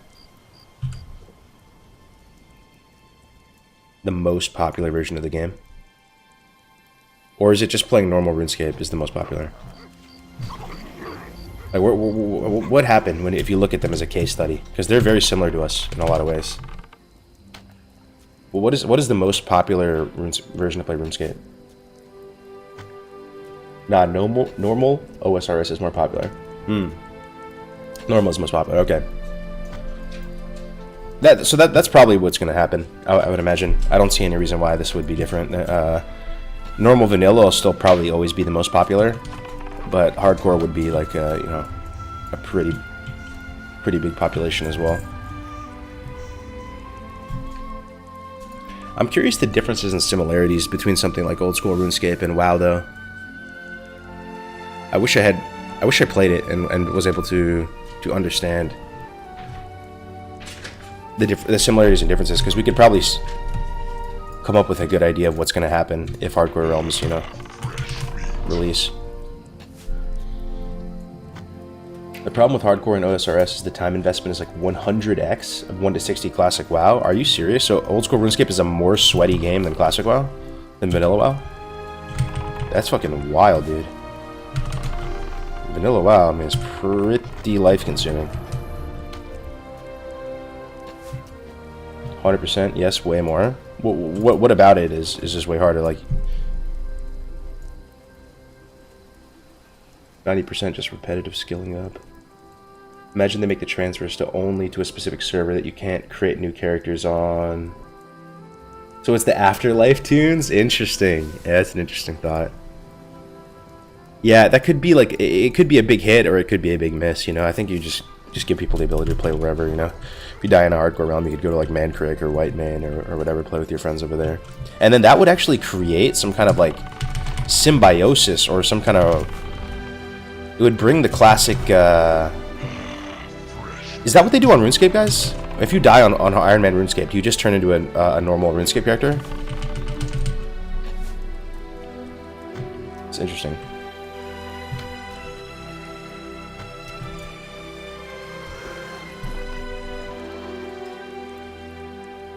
Oh, yeah, the weak core. Let me show you. It's called Rubot's Hunter Range Check. And then this target movement speed one, I always have to shield this one out. This one is unbelievable. Let me see if I can export it for you guys. This is like one of the most useful things you can have in the game, especially if you're playing a class that has, you know, slows and the ability to kite. this week Aura is insane.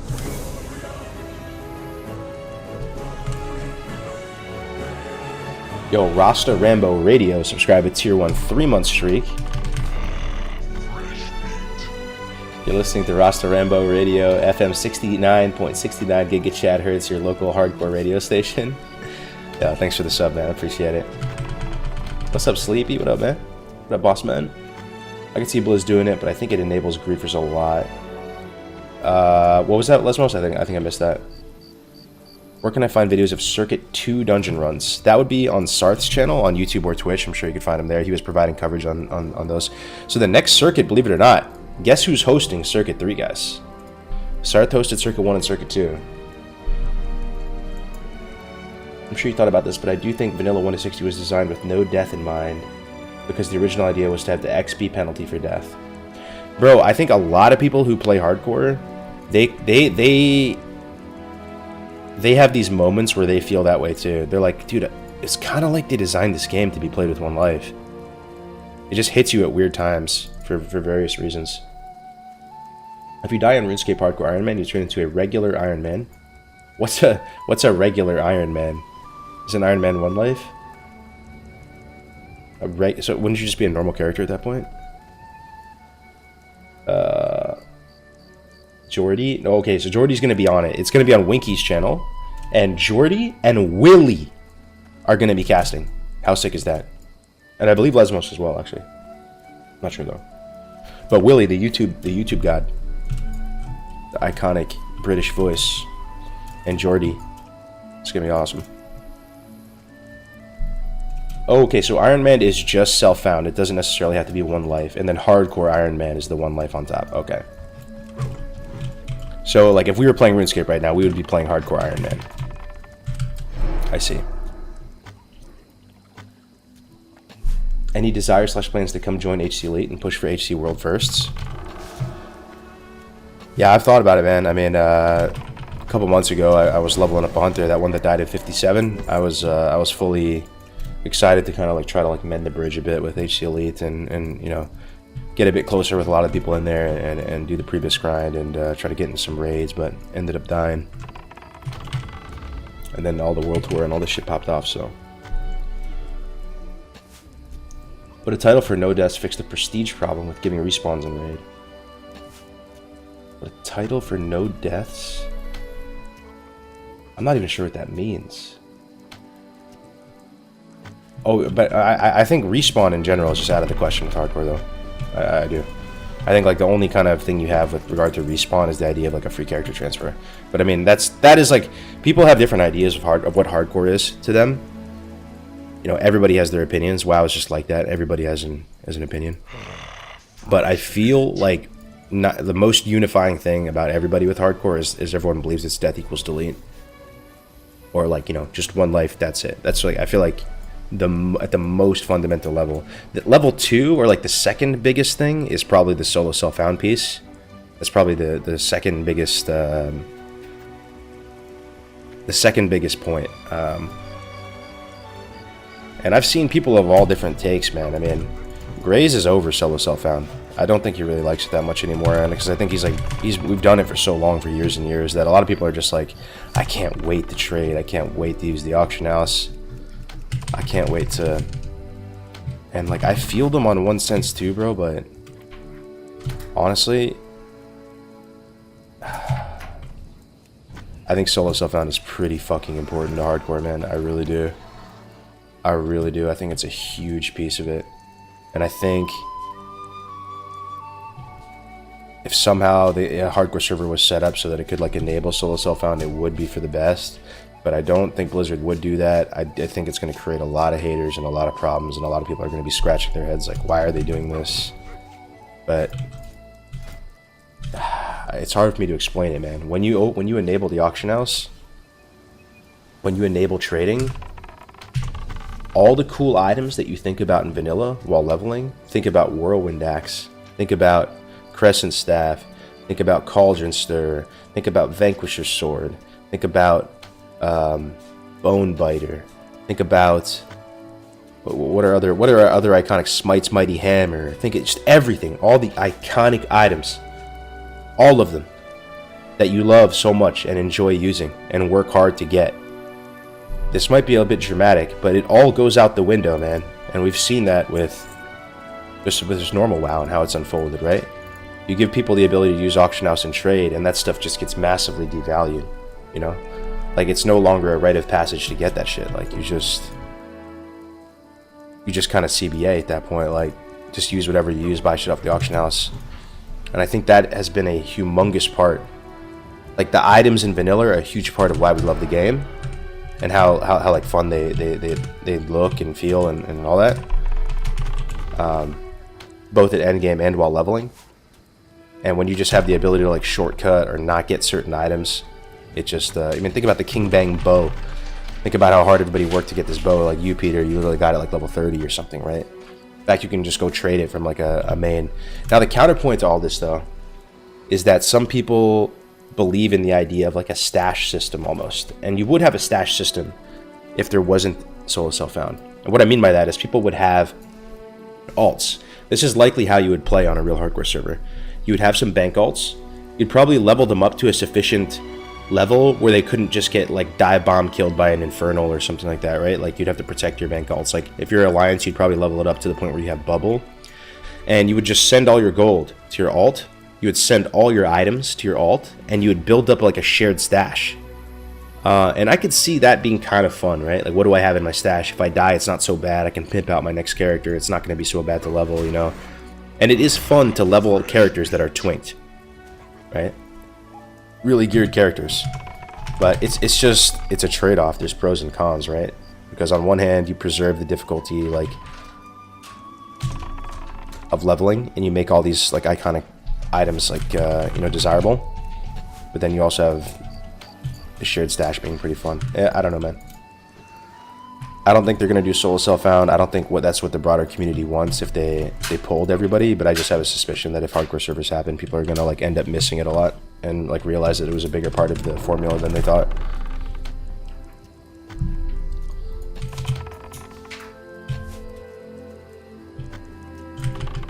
I don't think the H is going to be a big deal. It was already so sparse on lower pop classic servers, let alone lower pop of the HC only server. Dude, I don't know though, dude. A hardcore only server is going to be a mega server, no? I think it's going to be a mega server, dude. I think it's going to be an absolute fucking metropolis. At least for a bit. At least for a bit, man. If there's one EU, one NA hardcore server, at least for a bit, it's going to be an absolute metropolis. And it kind of makes you think, though. Leveling is almost like too overrepresented on a hardcore server. Is it to the point where they would have to make some sort of changes to the game with regards to like dynamic response or layering to make it so people could have a good time? What if the server is so packed that you can damn near do like 0 quests? I don't know if it'd be a bad thing though.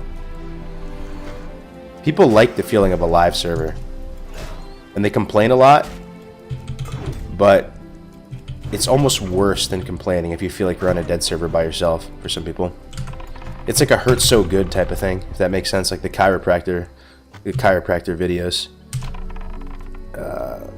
You know, you complain about the pop, it absolutely drives you up the walls that you can't kill Kreenig Snarl Snout, but feeling like you're playing on an alone server also is like almost worse.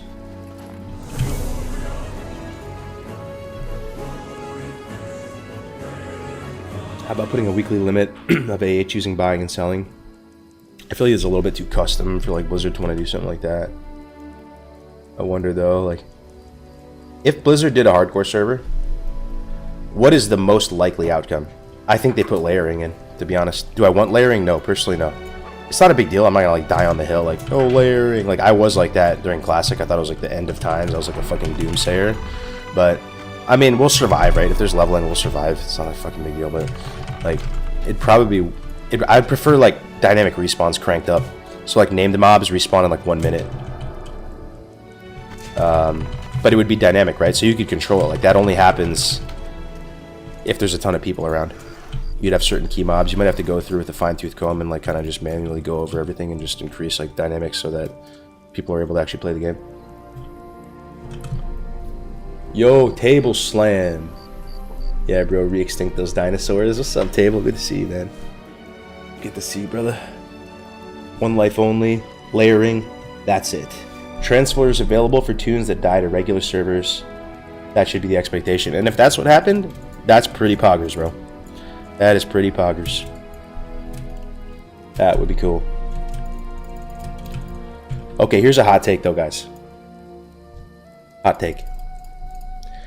Ah, man, I wish I knew how to create a poll on Twitch. I'll make a like a straw poll. Let's see. Let me make a straw poll. Do you, or let me say, not do you, would you be open to, nah, that's too soft. Okay, do you want, I'm almost scared to say it, dude, because I feel like people are gonna freak the fuck out.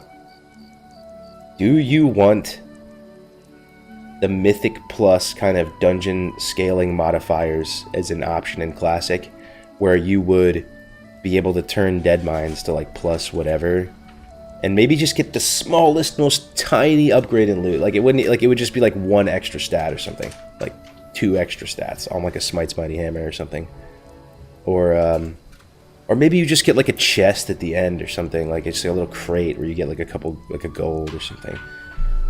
Let me put it. I'm typing out the straw poll though.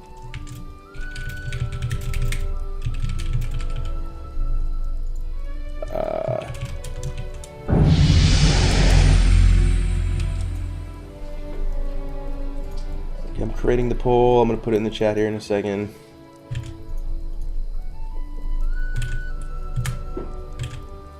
Hopefully that works, man. I just put the poll in there. Put it in YouTube as well. What is Mythic? I mean, I don't know that much about Mythic Plus, but I do feel like on the retail side, that is something that has really stuck around and been popular, and people really enjoy that.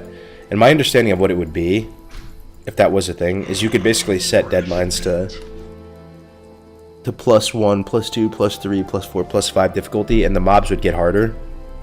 So it would give the dungeons some more bite potentially, and you'd get a minimal reward, but it would give you some reason to do it on harder mode. It would give people the ability to play with the sandbox in interesting ways. Like, Vanilla WoW is this beautiful world. It's a sandbox. You can interpret it and like create events in so many different ways. You can make a fishing tournament, you can do a leveling tournament, you can twink at different brackets. You can have fun in the sandbox in many ways. And I think to myself, like, adding stuff like being able to, like, you know, stop your XP at certain points, or adding some sort of like difficulty modifier for dungeons, whatever it is, it's going to give the community the ability to like run cooler events and play with the sandbox in different ways. And I mean, people love the dungeons in vanilla, right? And hardcore is one way to make them harder and have people pay attention and like respect the game again, right? So it just makes you think, like, if they had that.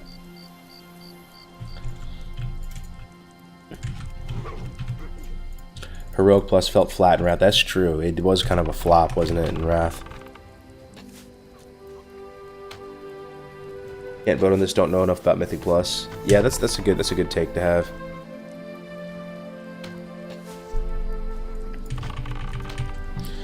But I feel like no matter, I feel like we could all agree on this one point. Like, we want to breathe life into Vanilla WoW, right? Make it a little bit less static. Give it just a little bit of life to it. Just something to, you know, give people a reason to play, give people, you know.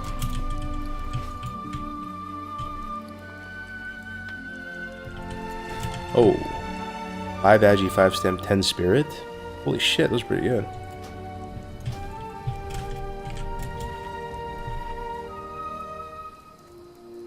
Speed leaderboards for all the dungeons would be the best. Keep it all the same, but just have competitive aspects. You could just straight rip off Turtle WoW. What does Turtle WoW do at dungeons? Let me take a look at this straw poll. Let me take a look. See what the damage is. I almost want to abstain from the vote myself, and it's my question.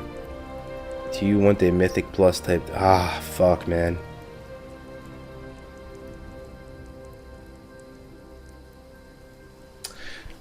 I honestly am very torn. I don't know that much about Mythic Plus. You're kind of right, but like you see my point, right? It'd be cool to make the dungeons a little bit more dangerous again, and have people pay attention in them. There must be multiple ways to do that. Ah, man, I'll put yes for now. Show results. Oh my God, split right down the middle. That is wild.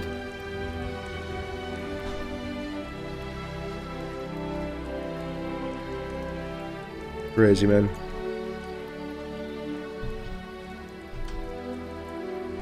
It would be sick to just have Vanilla Plus with more leveling content.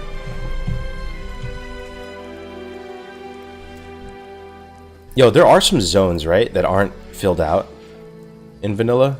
Where is it? Like this. Dude, what is this? What is this again?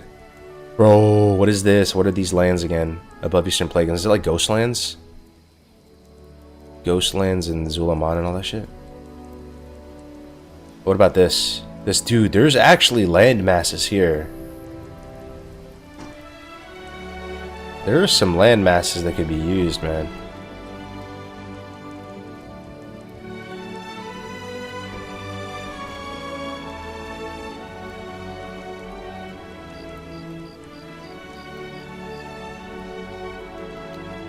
I wonder what zone they could add. They should just use Hyjal.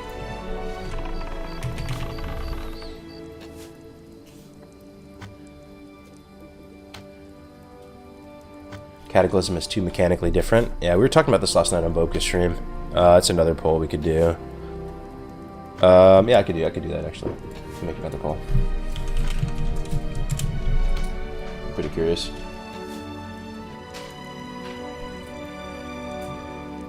Will you play Cataclysm Classic if it comes out?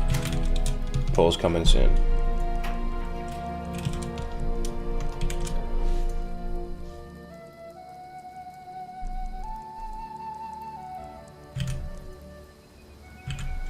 Let's see it. Let's see what you guys think. It's okay. This is a safe space. If you're not a vanilla and you're not a hardcore Andy, it's okay. You're not gonna get burned at the stake. If you want to play Kata, please, by all means. As for me, I actually would not play it, and I think it actually would be very strange for a classic to go into Kata. Very, very strange. Live results. Let's see. I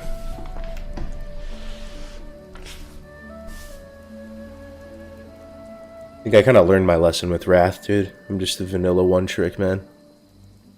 And honestly, TBC and Wrath, again, like, I didn't even make it to Ulduar, bro. Like, our guild kind of ran its scores before Ulduar, so I don't want to talk out of my ass too much. I did play Wrath back in the day when it came out, pretty much the entire way through.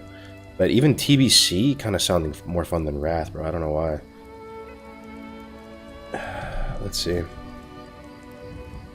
So we're at 65% no at the moment.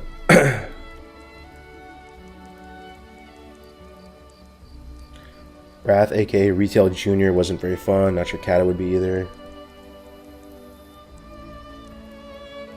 TBC was a better expansion, that's why. TBC is almost like a Classic Plus. I pretty much didn't even play Wrath Classic past Nax, missed Vanilla too much. I was talking to Boka about this yesterday too, and he was saying that Wrath Arena was a real letdown for a lot of people in the community. But he thinks the reason why is that they thought the expectation was so high.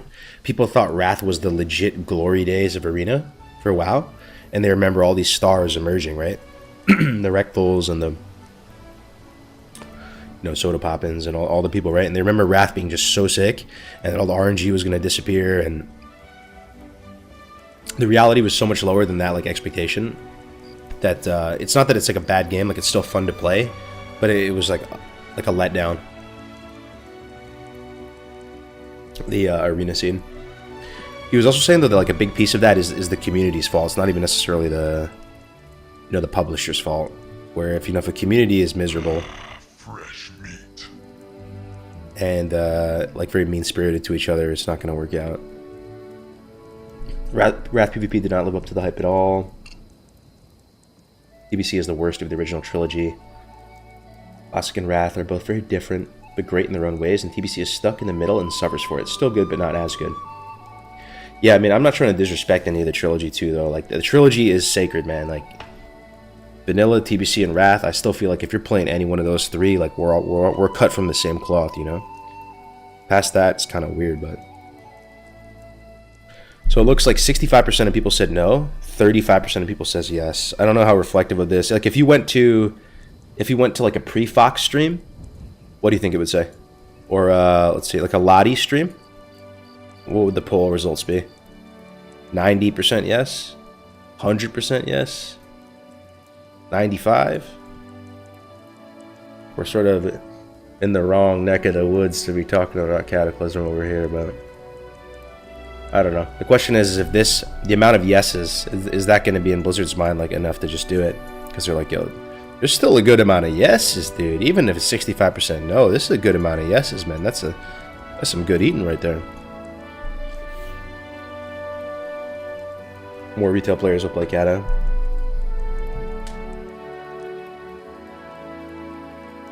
Why Doomers don't want to play Wrath Classic or Cata Classic, which will be up for 1 to 2 years. Era Classic will be up forever for all we know. Oh, I see what you mean. So, like, yeah, even if you like Vanilla more, you're saying you can always play Vanilla in the future, and you can't always play, like, Wrath and Cata and stuff. It'll only be a temporary thing. That's a kind of a bloomer take on it. I mean, here's my thoughts on it. Like, as far as the classic ecosystem goes, I'd love to see them do this. They say the trilogy is the old world. That represents the essence of what classic WoW is. It's before the Sundering. It's before Cataclysm. We want to invest in the trilogy further. We want to run SOM seasons for all the servers, and in those SOM seasons they can iterate on the versions of the original trilogy and have them up for people. And yes, it might fragment the community a little bit, but I'd like to see SOM and Era servers run for the whole trilogy. You might say like, oh, that's too many servers. I don't know, man. I think we've played the game long enough that we could handle it. You could probably play multiple, you could play all of them to a certain extent. So you'd have the Era versions of TBC, Era version of Wrath, Era version of Vanilla, and that is like the no changes, tried and true. Like, whenever you're feeling that nostalgic itch, you can go back and play Era Wrath, you can go back and play Era TBC, and you can just chill and vibe with your character. It's immortalized, it's just there, and we've seen with Era, people still do play the servers, even if it's fully run its lifespan, You log on to Era Mancrick right now, or White Man, guarantee you, bro, there's people in full BIS, full Nax BIS, there's still also people running BRD and UBRS and stuff. 100%. So, I'd like to see like Vanilla, TBC, and Wrath Era servers that always just exist, and then you have SOM versions of them where you can try some different things and try to iterate on the meta a little bit. But that gives Classic a lot, right? That gives a lot of substance to Classic, and it gives it a future. Can't confirm. He's still hanging out, man. White Man is packed right now. Yeah. Yo, is there any shot that the hardcore servers are bigger than the normal Era servers? Bruh, I don't know, man. It's growing so much. I don't know. I don't know. I mean, the thing is that the servers feel so populated, right? But it's not connected with any other realms because they're RP. Like, Era does feel pretty populated. Like, I think if you go to like an Org or a Stormwind or something in regular Era servers, it does feel like there's more people there. But that is also because it's more like endgame focused, right? And all the servers are connected.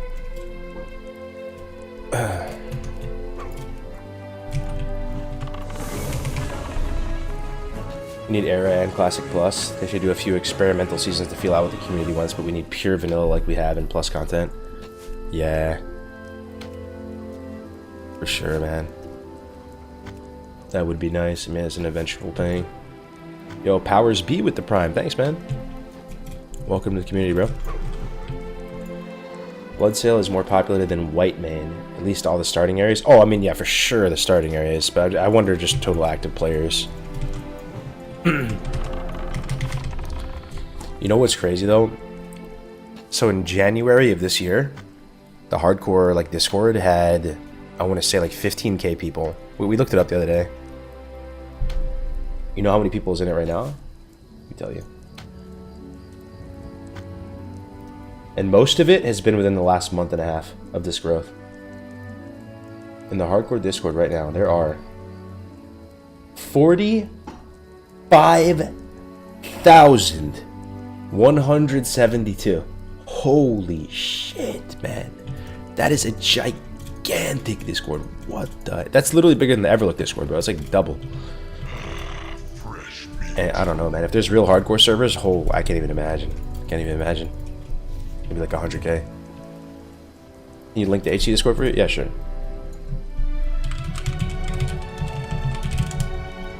Oh, whoops. I messed it up 1 second.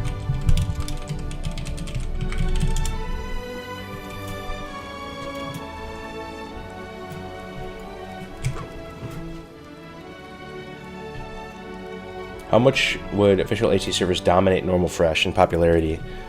Oof, man. I honestly don't know, bro. I think if a straight up vanilla fresh launched, non-hardcore, at the exact same time as a hardcore server, I hate to break it to you guys, but I think like the normal vanilla server is going to be more popular. I think so. I don't know. I mean, people just I don't know. That's just my guess. You think a hardcore one would be more popular than the... I mean... I think there's a good amount of people who just miss vanilla so much that, you know, they're down to play hardcore because it's kind of popping off, but like they would just want to play a normal vanilla playthrough again if given the opportunity.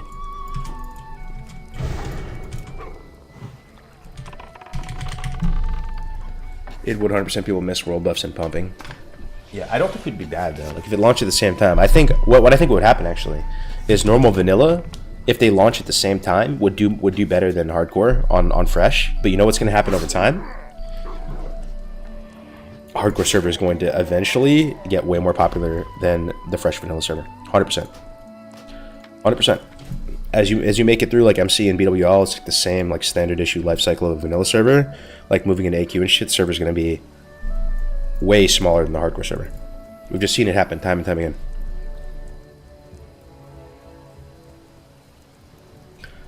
Server just like loses tons of pop with each raid tier,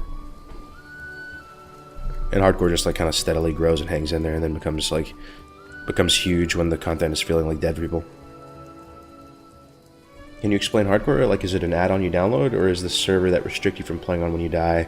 It's a complete community-based thing right now. It's not like a real server, but it's pretty legit. I mean, there's an add-on, and there is a lot of like infrastructure. It's a pretty over-engineered little community for being.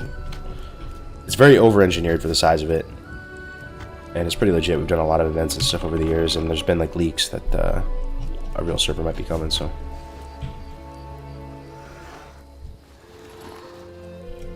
Too many people love World PvP and stuff to have HCB dominant. 100%. I agree with you. The vibe of fresh PvP server on vanilla would be too strong. Hardcore would not be able to compete with that. Fresh PvP server. I mean, it's a honeymoon period, bro. That like window is gone in a month. But yeah, if they launched at the same time, regular vanilla server, I think would be more popular than hardcore. A small chance hardcore could be more popular, like if there's tons of streamers doing it, like a big, like, you know, kind of push to see what it was. Because I mean, the copium to play on a hardcore server over a vanilla server would be like, this really is unprecedented. Like, there's going to be new vanilla freshes. There'll be private servers, there'll be tons of different options in the future to just play a vanilla fresh. We've all done it before. Like, this is maybe the first and last potential hardcore, you know, fresh. So like, yeah, that would be. And honestly, if you look back at Psalm, yo, one's in the chat if you played Psalm. There was a ton of people who played normal Psalm from the start, as opposed to like Road to Rag. And they basically had that choice at the time. Like, do you want to play in like some kind of unprecedented, like historic thing with hardcore and a collaboration, like a huge collaboration, or you want to play normal SOM? A lot of people played normal SOM from the jump, and they've messaged me about it and been like, yo, man, I kind of wish I played in Road to Rag looking back on it. Because for a lot of people, just the normal SOM kind of like died to them. So it's the same kind of decision you would make again, right? Like if there was a hardcore server that launched at the same time as a fresh vanilla, you'd have like another opportunity to like make that choice. A lot of people were like, man, yeah, I wish I did play in Road to Rag. I ranked against you? Oh, really? What was your name? Yo, Marchy17 with the Prime. Thanks, bro. Thank you, man. I ranked at 14 in SOM. Did you, Zeris? I didn't know that, man. 2, I didn't realize HC was a thing. The quick speed of SOM is what killed it for me. I played normal SOM and made it to 60 without dying, but used AH group. It was an amazing experience, personally. Nice. Dude, I got so sweaty in SOM for no fucking reason. Yeah, I did too, bro. I did too. It was actually my very first time playing a warrior as a main in vanilla. I'd always just played like hunter. Yeah, mainly just hunter. And god damn, it was fun, dude. I mean, I love Road to Rag as well. It was such a dope experience, but even without the world buffs, warrior felt so fucking good, man. You were pumping. So I like ended up ranking and going the whole 9 yards and stuff.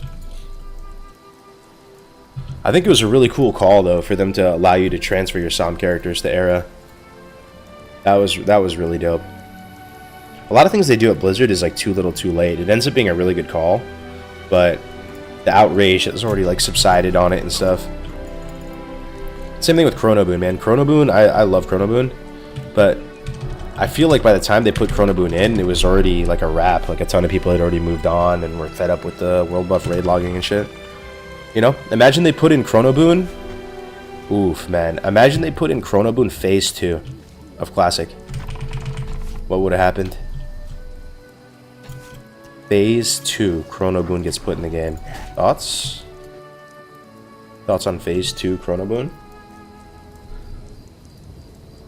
Would you be interested in doing an R2R recap podcast, going over all the different issues, dramas, fun moments, etc. over the journey? I keep hoping and praying, John, that there's going to be some Giga Chad Oiler who's down to like fund like a hardcore documentary or something, and we could talk about all that shit, and like it'd be so fun, dude, to just put a bow on it. Because Road to Rag was great, but we never really had that, for some people, like a sense of true like recap and closure on it. You know, it kind of just happened, and then a lot of people just dipped out. If Chrono Boon was out that early, would have loved it. Yeah. I wonder if you would have seen a lot more retention. I mean, you would have for sure seen the no changes crowd, and I'm still kind of no changes ish. Would have been up in arms initially. There probably would have been a massive like backlash if they put it in during Phase 2. But that backlash would have subsided at some point, and Chrono Boon would have been in if Blizzard just kind of like held their ground on it. Probably would have been really, really good. R2R needs like an Uber Danger / Asmon to really document it. It would be huge, yeah. For sure. I could tell you some crazy shit, man, that happened during Road to Rag. Behind the scenes, like just little, it was just every day. I kept making this analogy, but it was like every day. I felt like a ship hand that was grabbing a bucket and going down into the hull of the ship, and using a little bucket to scoop out water and dump it out the side to stop the ship from sinking. It is fucking crazy, man. Just patching up holes in the hull with duct tape. Could never get world bus for 5 hours, then log. Yeah, that's one of the biggest criticisms people have had with vanilla, just the raid logging and the buffs. Why is just talking about Classic WoW so fun? The game has all the feels. 100%, man. Best game of all time, dude. Can we get a 1 in the chat if you feel that vanilla WoW is the best game ever created by humans? And actually put a 2 if you don't feel that way. It's fine too. We don't have to just circle jerk each other. If you think something else was, type it in. Let me hear your thought. If you think another game is, go ahead. Let's hear it. You're wrong, but you know we can hear it. We can hear you out. Can hear you out. Halo 3, ooh, that's up there. That's up there, bro. That's up there. Kata? Alright, we're banning him. Fortnite? Okay, you're out of here, bro. That was actually just bait. We're banning everybody. Mop? Okay, you're done, bro. EverQuest? EverQuest. I actually did play a tiny bit of EverQuest on console. AoE 2? Solid, solid. Solid choice. Still don't think you've had near... Think about your slash play, though. Okay, do you guys have another game that you honestly have more slash played in than Vanilla WoW? Okay, let's just say WoW in general. Maybe not Vanilla. Is there another game you can even possibly put more slash played into? I don't even think that's possible, dude. RuneScape? Yeah, you guys are saying it's more sweaty than WoW. Dota 2? You have more hours in Dota 2 than WoW? That's wild. That's a lot of games.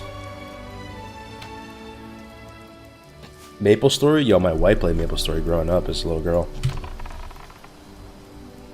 Let me look at MapleStory. MapleStory.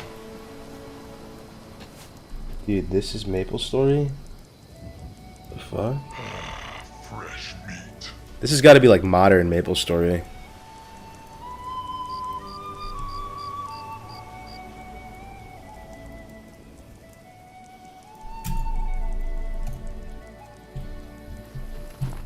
CS stream when?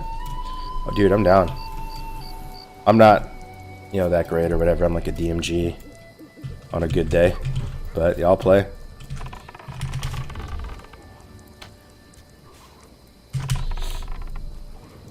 The Korean MMOs and RPGs were on a different level. I put a shit ton of time in a New World when it was released. Oh yeah, New World, New World. Good old New World. Good old New World. The Copium was strong with that one. I was into it as well for a bit.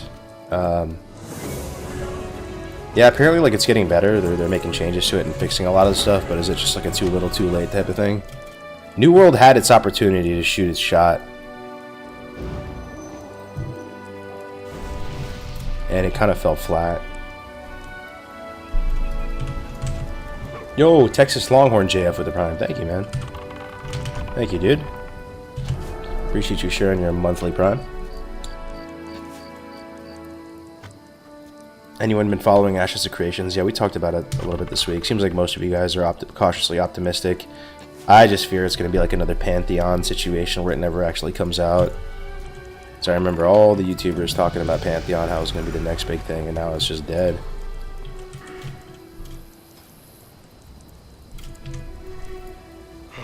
I have just under 200 days played on all my WoW characters combined, not that much into the 10 years.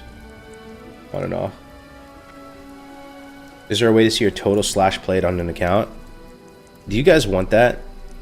To be able to see your total slash played? That kind of freaks me out. I kind of don't want to know how much time I fucking put down the drain. It's like knowing your own death, man. How you're gonna die. And I just want to live in peaceful bliss of not knowing. Yeah, I put a few hours into the game. If you had a command right now where it could just telepathically just tell you the total amount of time you've ever spent into WoW. I don't know if I'm doing that. 4 years. 3. Oh my god.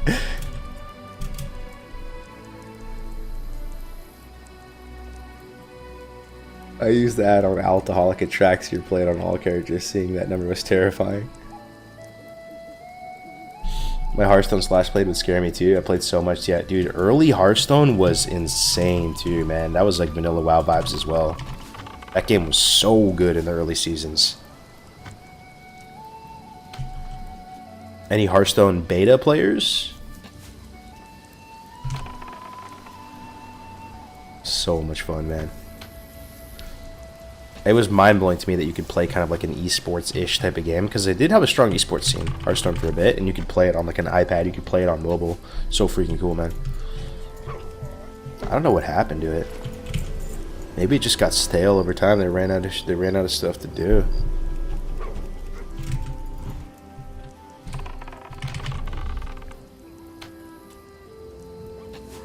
You could like card count back then. There was lots of skills, right?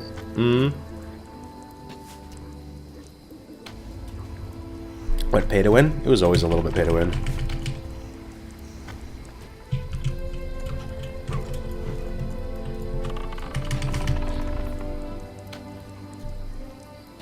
What's your best guess on total played? I could not tell you, bro. I have no idea. All the private servers over the years, just the actual just playing the game normally. Oh, man. I have no idea. It would probably be... It'd probably be years, though, I would imagine. Hopefully, like... 1 year or something. I don't know. Holy shit. Never played Hearthstone. Heroes of the Storm was low-key fantastic, though. Yeah, Heroes, when Heroes beta came out, that was also a really fun time. My take on Heroes is what happened to it is they released the Heroes beta, and there was a ton of hype around it, but like all the hype just got extinguished, man. And by the time the launch came, like the hype was already like down. It already ran its course. It was weird. It's like no one even flinched when it actually launched because the game had already been out for a long time. They didn't even like remove it so you couldn't play it, I don't think. And then the game just launched and nothing happened.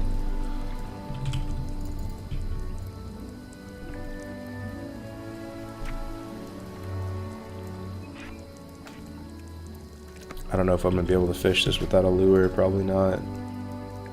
But we're going to try. Our fishing on this guy's only 154.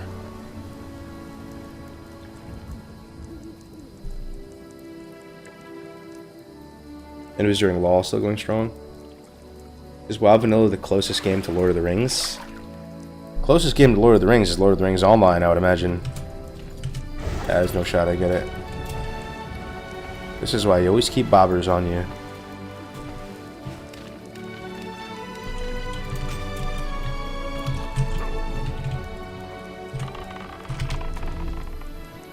Lord of the Rings so good though, man. Did you guys watch that recent series? Thoughts? Rings of Power? Thoughts on Rings of Power? Out of 10?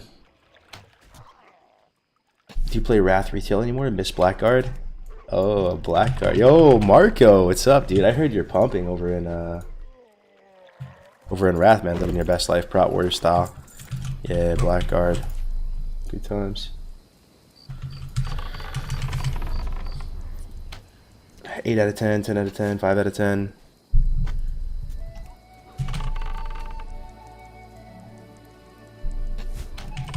Pumping sounds kind of sexual. It does. It does. We say a lot of sus things here on the Twitch in the Twitch community. Negative 10 out of 10?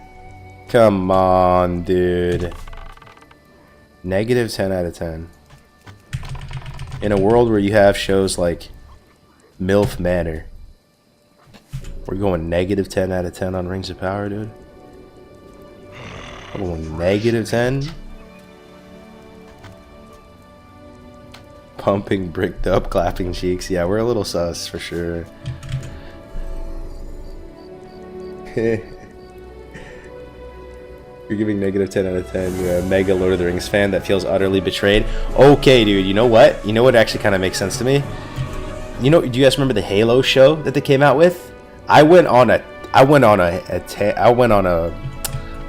bender on Twitch for a little while. I was so pissed about the Halo show. The Halo show was so fucking trash, dude. It was negative 10 out of 10. And that would be what I guess it would compare. If you're like a Lord of the Rings Giga fan, I could see maybe you could feel that way.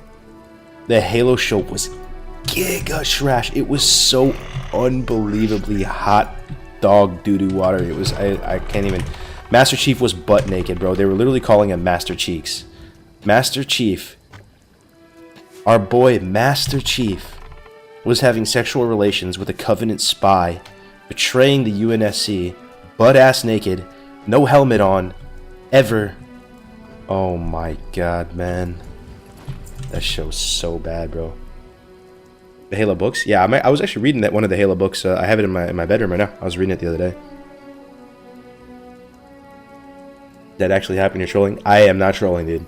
I am not trolling. Master Chief spent more time with his helmet off than on, instead of being like a squared away super soldier that was just extremely mission oriented and borderline dysfunctional when it comes to like being social with people. He was just like a hipster, man, with his butt cheeks hanging out. Like, oh my god, man. Sierra 117. And the people who made the show were saying like they didn't even really read the books or anything. Oh, I hate to see it. Fresh meat.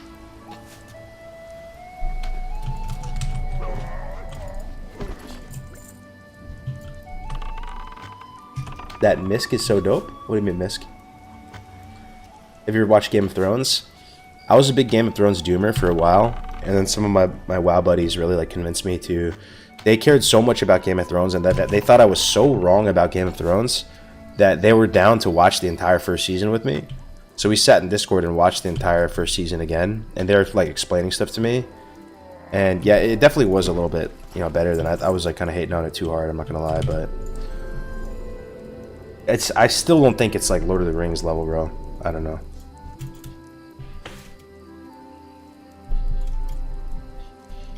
A lot of people really honestly believe Game of Thrones is better than Lord of the Rings. That is big cap.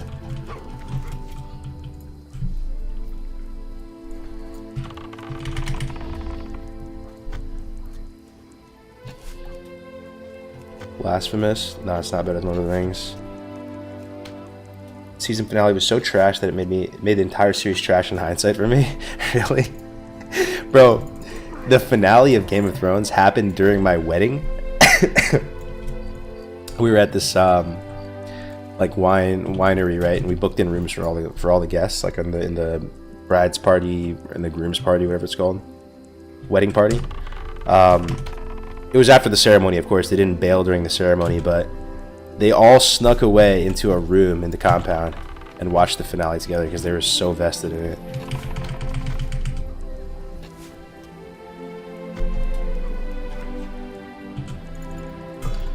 Season 1 through 4 was amazing. Ended bad. Yeah, dude, the GOT finale literally killed the entire show.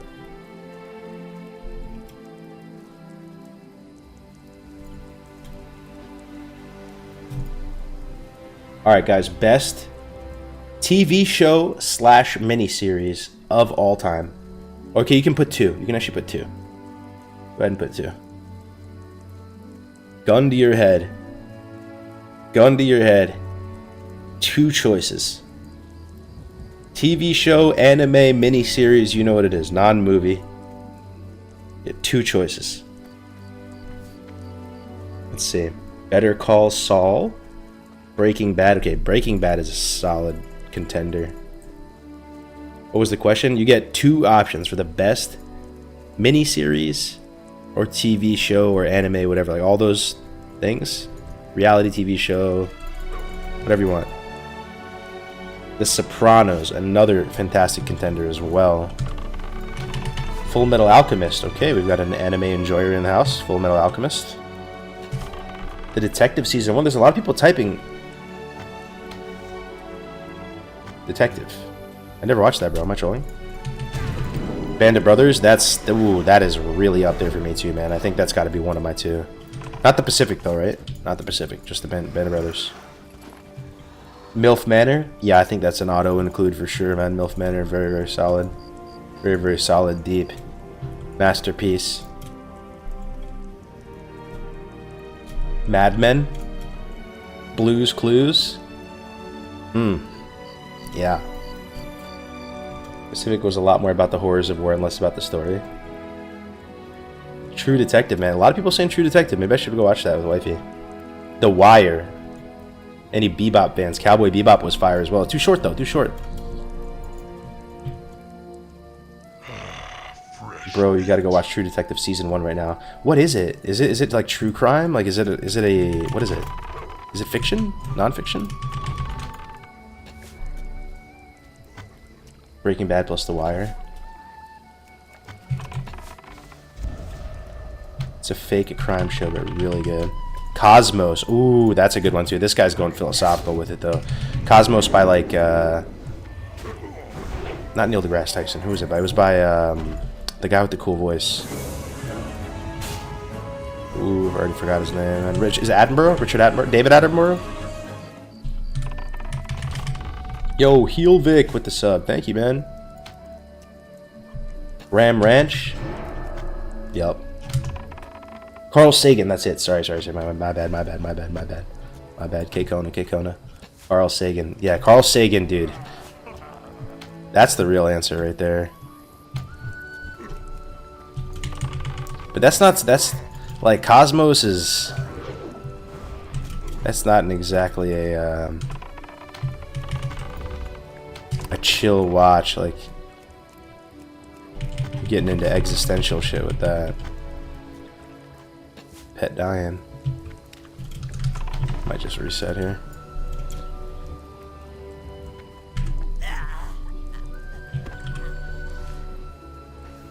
Idiocracy, dude, I remember that. It was a movie when that came out, though. That guy, that budget Tom Hanks guy made it. Mr. Robot, I've heard about that one as well, yeah. 90s Nickelodeon was cracked. Remind me about 90s Nickelodeon. What were the shows? I know like 2000s Nickelodeon. 90s Nickelodeon, like where Cat Dog, Hey Arnold, all that stuff. That wasn't 90s Nickelodeon, was it? It was later. Rocco's Modern Life. Was it? Keenan and Kel, the orange soda guys, yeah. SpongeBob was 90s too. Bro, anybody remember the SpongeBob Game Boy games? They were actually kind of okay. I remember my cousin like gave me it for a birthday one time.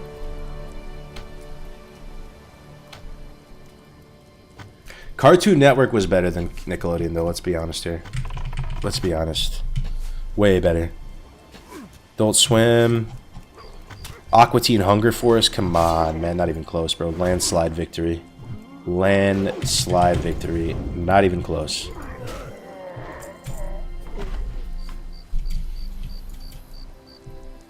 What was the show with the monsters? The ones who collected toenails?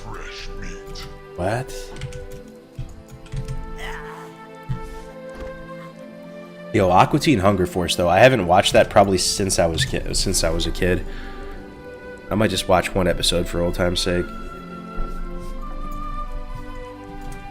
Another thing I've been meaning to do is just to go back and watch like season 1 of South Park. Just because it's probably I can't even imagine it. It's probably so like low quality, I would imagine, compared to normal standards. It would be like a trip back in the past to just watch like one episode from season 1. Ever watched Lost? Oh yeah, I remember when Lost was like meta, for sure. You know, another cheesy show or like movie I've been wanting to watch because I don't know why. I love nostalgia. Nostalgia is like such a nice feeling. I want to go back and watch Michael Jordan's Space Jam. But only reason why, obviously it's like a bad movie, but I remember, it's one of those things where like I remember exactly where I was when I was watching Space Jam in theaters. I was at the Del Amo Mall in Southern California, like near like Torrance, California. And I remember just everything about it, bro. The whole experience of it. And that's like an iconic like 90s moment.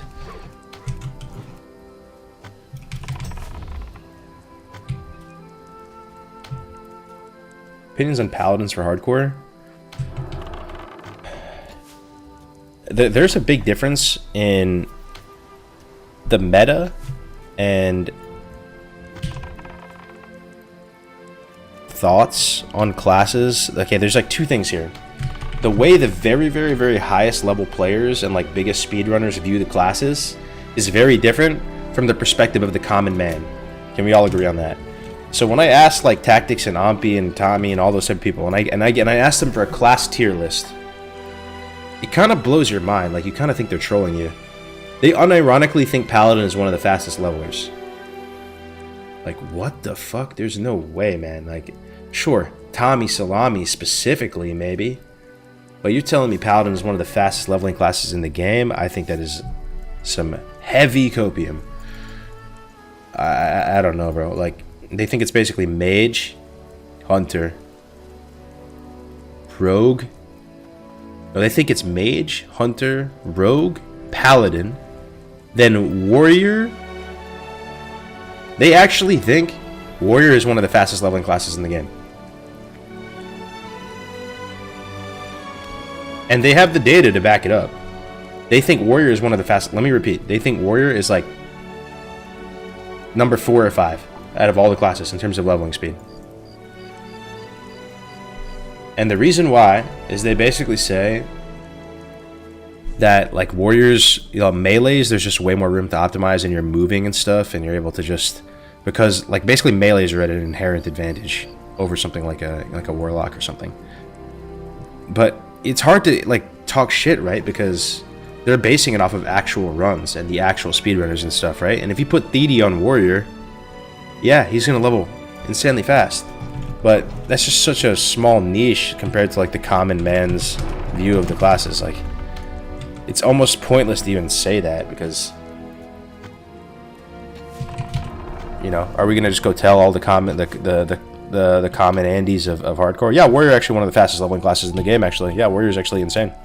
Yeah, you should totally play Warrior. It's actually super fast, 100%.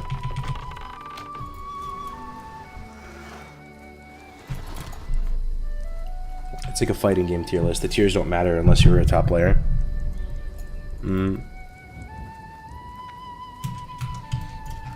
Currently playing Warrior. It's brutal. I just did a 60 HC Warrior and now 50 on Shatter Frost Mage. Mage has to be S tier. It's ridiculously powerful in cooldowns. Yeah. How's the farm going? Haven't heard an update on it in a while. Yeah, TLDR with the farm. You know, we like to limit test in WoW, right? Limit testing is a fun thing. You also like to limit test in real life, and you go through different phases and you want to try different things. I went through my homestead arc. Bought a hobbyist farm with my wife on 10 acres. Was intending on growing lavender. Is living that life. On the tractor. Mowing the fields. It was alright. You know, it was pretty, it was a secondary property for us, so it was, maybe that changes the vibe a bit. But we ended up just using it less and less. And it was a lot of maintenance, obviously. And it's a lot harder to do things in practice. So we're like, you know what, we should just sell it. And, we really care about the convenience, safety, schools, all that. So we opted for the standard issue suburban lifestyle right now, which it's great, honestly. You try all of it, right? You try living in the city, which we did. We lived on the Upper East Side for many years. Lived in an urban environment. Tried the country arc as well. Suburbs got a nice little niche going for it. Oh, man. Fresh meat. You'll be back craving it soon. This life I dream of. Yeah, it could have been different because, it was a secondary property for us as opposed to a full-time. And it was like a bit of a hike out there. Like, it was like 40 minutes or an hour to get out there. So you end up not using it as much as you think because you have to travel out there.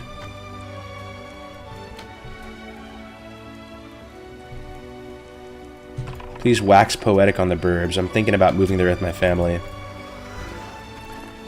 Okay, so talk about the suburbs, the advantages of it. The suburbs... I grew up in the suburbs, man. So I might be a bit biased here. It's kind of what I know. It's comfy. It's, you kind of know the deal. It's very convenient, especially in the age of like DoorDash and Uber Eats and all these like services and platforms that can really add a lot of quality of life if you use them responsibly. Like the suburbs, you get to have all that convenience. It's not like if you're out in the country, like you can't get any of that stuff. There's even the delivery like you get is going to be usually to a post office or something, and you have to go pick it up there. So having access to tons of different like restaurants and stuff too, different like cultures and cuisines, and then the ease of access to all the different services and stuff and deliveries, really nice. I think that's like a huge advantage. And like in the suburbs, you can still buy like some private property, like a nice piece of land. You know, you get some nice little, you know, quarter-acre lot or something like that. Very safe, very manicured, and you still get to be around people. There's still a good amount of people around you. You go golfing, go play pickleball. In my case, go to the gym. It's like kind of a nice happy medium. If you live purely in the city, it's hard to actually purchase something. Everything is giga expensive if you're trying to buy an actual condo. LND just died. No shot. No shot. Clip. No way. Circus member down. Yo, what up, bro? What up, Les? So, you know, condos are really expensive, right? If you're trying to buy something in the city, and it's its own vibe. It's like a 20s vibe. You're doing happy hours and meeting tons of people. But as you want to expand and build a family, it's tougher to fit it all in. And it's either a condo or it's a, what do they call it? A co-op. Like, you can't really buy stuff that easily there. And you're just dealing with a lot of, I don't know, you know, alternate side street parking and stuff like that. You can't really, like, go to Costco if you're living in the city, right? You have to go to, like, you know, pay a premium with everything. So I think the suburbs are a good like mixture of convenience, having people to socialize with, being able to make friends and be able to go into the city within striking distance of the city. Usually there's good public transit that extend out to the suburbs. You're near an airport. You have good schools, safe. Yeah. That's my spiel for it. Yo, did L&D really die though? Watching Oppie's stream, he just ripped? Mm-hmm. Confirmed. Really? Wait, Oppie didn't rip though, right? No, Oppie's fine. I don't think Oppie knows how to die. Shit. Yeah, I live in Denver and houses here are fucking crazy expensive. Yeah. I think the housing market in general is kind of in shambles right now, right? All the houses and real estate's kind of tanking a bit. At the moment, you just gotta hang in there. Don't get freaked out, don't sell. Where's a good spot to fish and get some gold for mount at level 30? Level 30 at the moment. What are you, Alliance or Horde?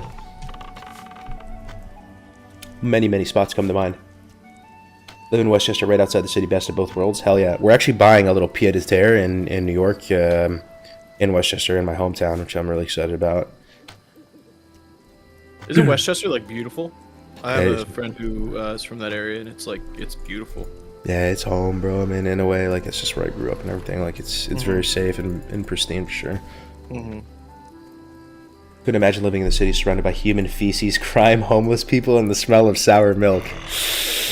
Yeah, it's kind of true. It's not too bad, man. It's got a nice charm to it, all right? It's got a nice charm to it. Best things about the city, though, I can imagine, is you don't need to drive. I don't like driving. I don't know if you guys like driving. I don't enjoy it. I really don't. I don't know why. It stresses me out. It brings out the worst in me. I do like being able to walk around and get exercise. It's nice. And you just have everything walking distance. It's kind of... Dude, it was one of the most iconic periods of my life, living on the Upper East Side, because I felt like my life was like a Seinfeld episode or something. I mean, they were on the Upper West Side, obviously, but like, it was so iconic. Like, my local wine and spirit store, my local grocery store, and all the interactions there. Then you go down into Manhattan, you meet people, and you're doing happy hours every day. People are just coming into your apartment, like, coming and going, and you're just meeting tons of people, beautiful people. Everyone's in their 20s and frolicking around, having happy hours, going to restaurants, Korean barbecue, karaoke, doing little trips on the weekends out to, like, it was dope, man. It was dope. But like you said, it's hard to build wealth in the city, man. Like, you got to just be born into it, man. How are you gonna build wealth in the city? I don't know, bro. Everything's so expensive. You can't buy anything. Like,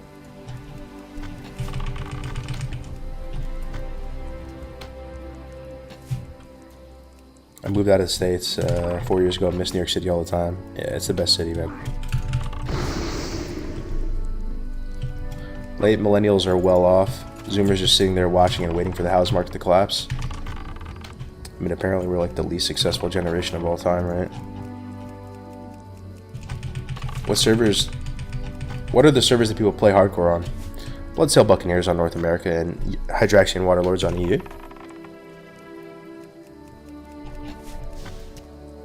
How you doing, Lesmos, by the way? I'm doing alright, man. How's everything, bro? Vibing? Just, it's ran some errands. Just now pumping, you know? Did you see who's playing hardcore today? First hardcore run right off the presses. No way. Don't tell me it's pre-Fox. It's not pre-Fox. Oh, okay, I looked at the top of my Twitch and I see it. Okay. That's like the last guy I think would ever play hardcore. If you ask pre-Fox, he hates leveling. This one was pretty surprising too, but it's not as surprising seeing like Sea-Doo and Zaryu playing. Now that Sea-Doo and Zaryu playing, I'm not surprised this person's playing. Okay, so I'm getting PvP vibes from what you're saying. Okay. Let me think, dude. PvP vibes. Who's a PvPer? Don't tell me it's Venruki or Peekaboo. It's not. No, I think Peekaboo's the last to come. He's a retail. I think Peekaboo would play before Pre-Fox. Pre-Fox hates leveling. That's true. He hates leveling, dude. Like, it's this in... I feel like Peekaboo's kind of chill. Like, he would just do whatever. Like, if his friends are playing or something, he would do it. PS Hero? PS Hero would play hardcore. I could see it's PS Hero totally playing hardcore. He's a big vanilla guy. It's not PS Hero. Snuts? It's nutsy. No way, dude. Snutsy. Holy shit. That's wild. That's the CDL champ right there. That's cool, man. That's really cool. Dude, can you imagine like an All-Stars World Tour team of like Snuts, Sea-Doo, in another world that would have happened, bro? That would have been so sick. The whole event. Someone was talking about it today. Like someone was in his chat. They were asking him if he had heard about it. What? He was like, oh, dude, what's that? Oh, okay. So he's just hearing about it. Bro, like, he's literally like logging in and like looking up the rules and shit. Like, no like, shot. So, like, he's like, let me make sure I know all the rules. Like, they're all like so new. Whoa, that is wild. Dude, I'm watching that though. I love seeing people like go through the motions for the first time. Like, seeing Snut's first dungeon run on hardcore is gonna be sick. Same with Zaryu. Well, dude. bro, I'm kind of interested though, cause like, so you were talking about like people like Kata, like people like who want to play Kata and stuff, and like the vibes in our chat are like pretty like. I feel like the general vibe in hardcore is like pretty excited one right now. Like the vibe in Snuts' chat. Like no. This is no offense to Snuts or his chat. I'm about to host him today, man. Is he still? You might as well, bro. He's. I think he's playing between queues, so I don't know what he's fully doing. I see. But like, it seems like a lot of the Wrath Andes are kind of just like, I don't know what's next, man. Like, you know, like. Oh, so you think like they're playing hardcore out of circumstance. Like they're not that into it. It's just Wrath is like really bad. No. I just think that like you were talking about like, are the Wrath players like excited for Kata? Like, are people excited for the next thing in like classic retail, like the retail version of classic, I guess? And like, no, I think it's kind of getting a little jaded, to be honest. I see. Like, I think people just like the Wrath Andes I don't think the Wrath Andes are super excited to be Wrath Andes right now. I could be wrong, but I'm just saying from the vibe of the chat, you know what I mean? I'm just reading for sure. Strength and honor. Yeah, for sure, man. Farewell. That's really cool. That is really cool.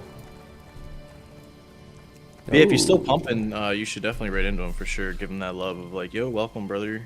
Yo, how many people are still hanging in there, clearing Ulduar every week? 1 in the chat if you are, 2 if you're done. If you're not at the moment, you're still hanging in there, bro. By the hair on your chinny chin, raid logging every week, getting the lockout.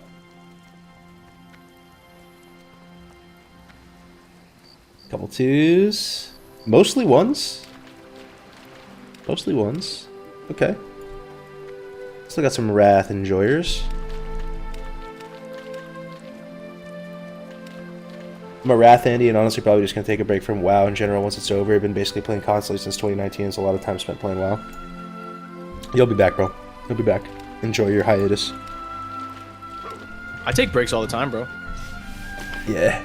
I take WoW breaks pretty consistently. I'll be gone for 3-6 months at a time, come back and... Yo, how did Heroic Plus fail so hard in Wrath, though? That was one of the coolest sounding things when I heard about it. I thought it might be a hit. Like, I swear nothing even happened, bro. It was just nothing even came of it. There was no tournaments. There was no MDI. There was nothing, bro. It was dead. Did Nax just really hurt Wrath? Like, was that what did Wrath in a little bit? like Nax being like people had just done Nax in Classic, so like a year later they're grading Nax again. Yeah, I'm not sure. It's just a catch-up mechanic. Yeah, you might be right. It might have just been a catch-up mechanic as opposed to like a potential Classic MDI Mythic Plus type of thing, which that was the potential of it, right? But they may have just put it in as a catch-up mechanic. Nax way too long? I don't know, bro. Was it longer than Kara, though? I think it was the same amount. People calculated it. I mean, Kara felt long, too, in TBC, but if you compare Phase 1 TBC to Phase 1 Wrath, Phase 1 Wrath was better. More to do. But, yeah, I mean, people were burned out in Kara as well.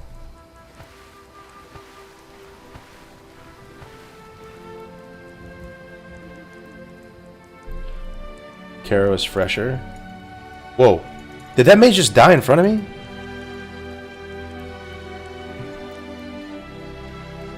I swear I saw that guy just swimming 1 second ago.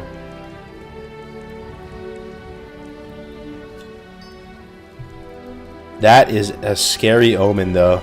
You see a guy die mid-water, you know what happened to him, right? Can we get some F's in the chat for Billy I'm? This guy ran out of breath, bro.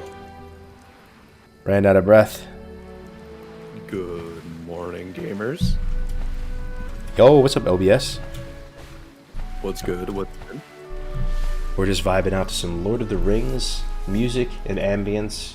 The Shire, a peaceful night in Bag End, relaxing evening rain. Oh, that sounds nice. Yeah, we're just hanging out. Yo, check your DMs later. I sent you a little hardcore lore video. Oh shit, Cheesy, I'm down to watch it, man. Is it done? Let me see. Ooh, Cheesy, send that over, bro. I want to see it. Yeah, hardcore Cheesy, lore don't number hold out 1 on Cheesy. featuring Saint Jamin. Ooh, I'm about to get a drink for this one. I'm about to get a little bevy right now. I think that's cool. The community's so big, you go back and kind of go over the lore and like get people caught up on the insiders and stuff. That's kind of cool. Might be time to get a little bevy right now. This is sounding nice. We log out, throw that thing on. Look, oh my goodness, hold up. All right, give me a second. Let me get a little bevy. What are we drinking today, chat? Do I get a beer? Do I get a DC, a little Diet Coke? Hold up, we Little can water? get a beer. Let me see. You wanna? I might grab a Miller latte with you, bud. Let me see what I got. I'm just drinking a Sure, I'm logged little out. double Double espresso. Wait 1 second, be right back. Log out. It's share the Miller link? time. Hashtag Yeah, not a yeah, sponsor 1 second. yet. Hashtag not a sponsor yet. Hold on 1 second. Rest in peace, Chris.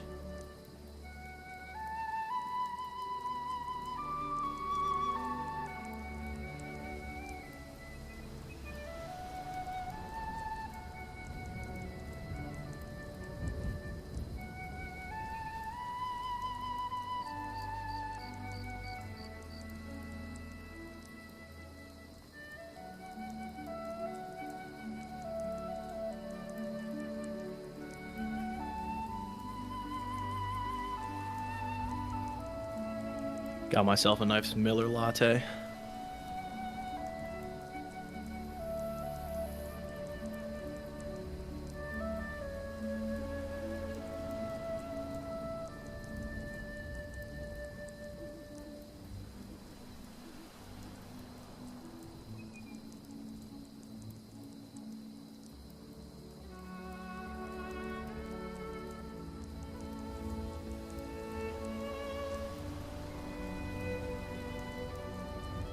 Only, what's your beer of choice?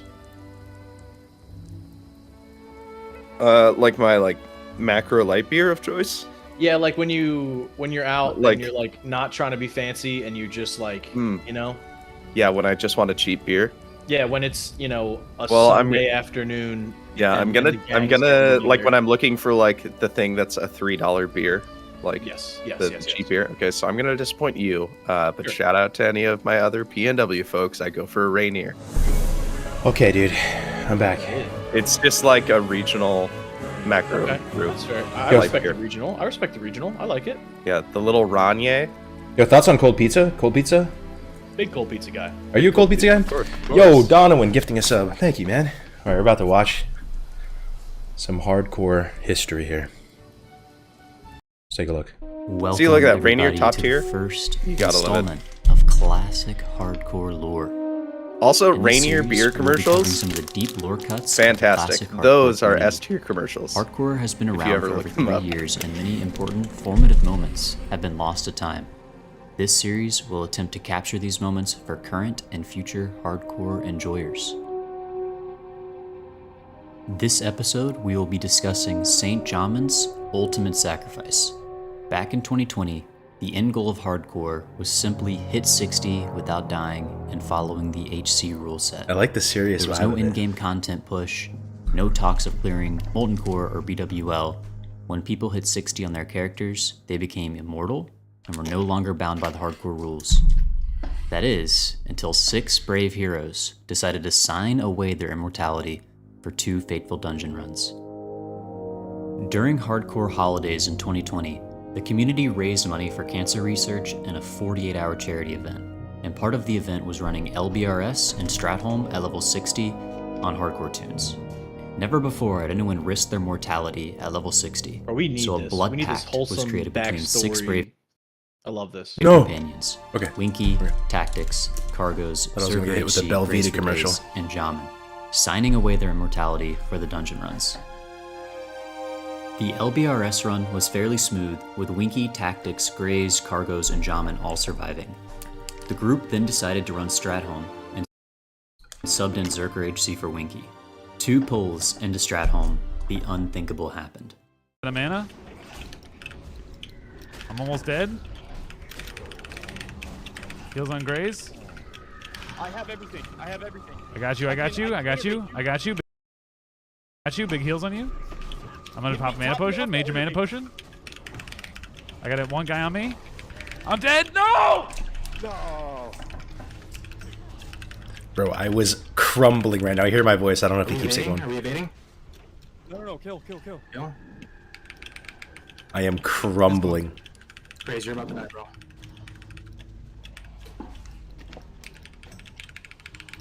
Peel off me. Somebody peel. Grace 5%. He's blinded. He's blinded. Burn him.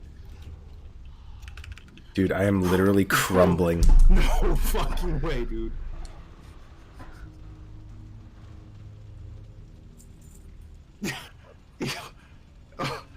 Yo. Jamin's sacrifice to drink a mana pot to continue healing Grays even while low health himself would go down in legend as one of the most selfless moments in hardcore WoW. The sacrifice gained so much respect and notoriety that people began referring to him as Saint Jamin, and led to the creation of the following cover of Amazing Grace sung by myself. Oh, this is a banger. It's on the holiday album. Cheesy unironically has an amazing voice.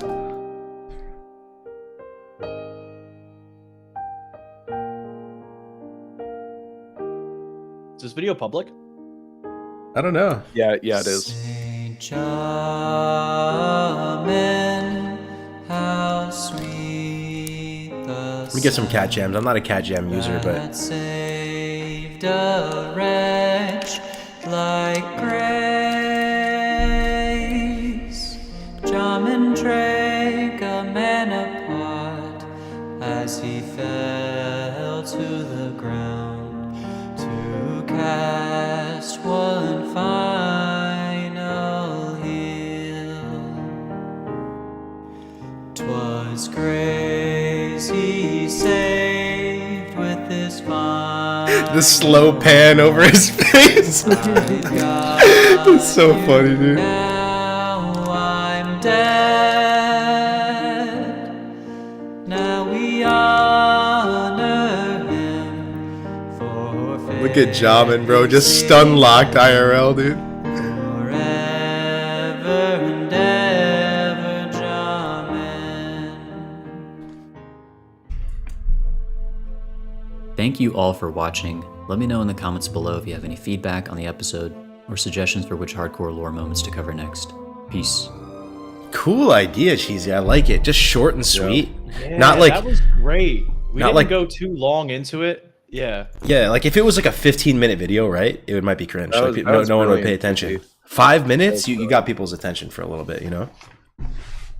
Oh yeah, let me link the video in here if you guys want to subscribe. Where's Let me link. Cheesy's the fucking homie. Just makes banger stuff. Everybody go subscribe to Cheesy. You know what's funny though? It's free. I could totally see how this stuff works. How like the way history is written ends up being different from exactly how it happened. Like Cheesy made it seem like we were all doing like some selfless act for charity, like doing some like Make-A-Wish Foundation. You know, we're doing some selfless dungeon.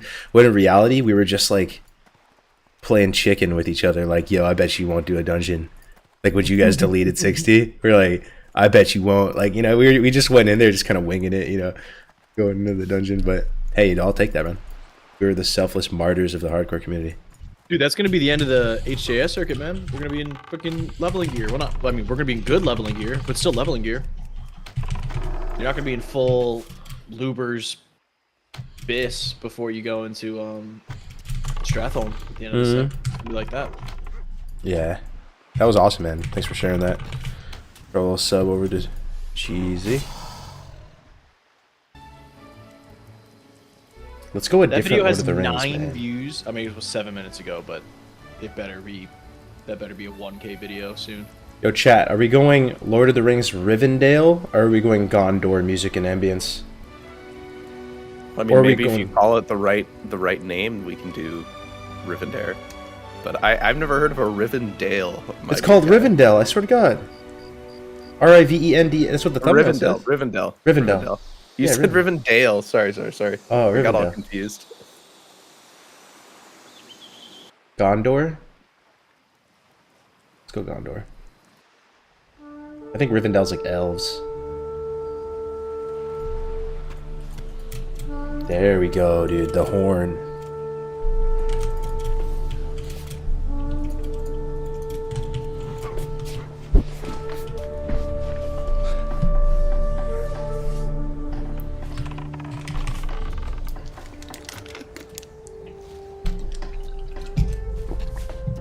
Are you a Lord of the Rings lore knower only? I used to know a lot more. I've forgotten quite a bit. But yeah, I'm a big enjoyer at the very least. Hell yeah. Oh, we're doing basilisks now, okay. You scared me with that clip. I came back to sing a dead character, thought it was you for a second. Nah, we're chilling for now. This is our alt too, so we're on the throwaway character. We're on the burner character today. Just getting him up there. Still about to catch my main, but you know we're not gonna pay attention to that.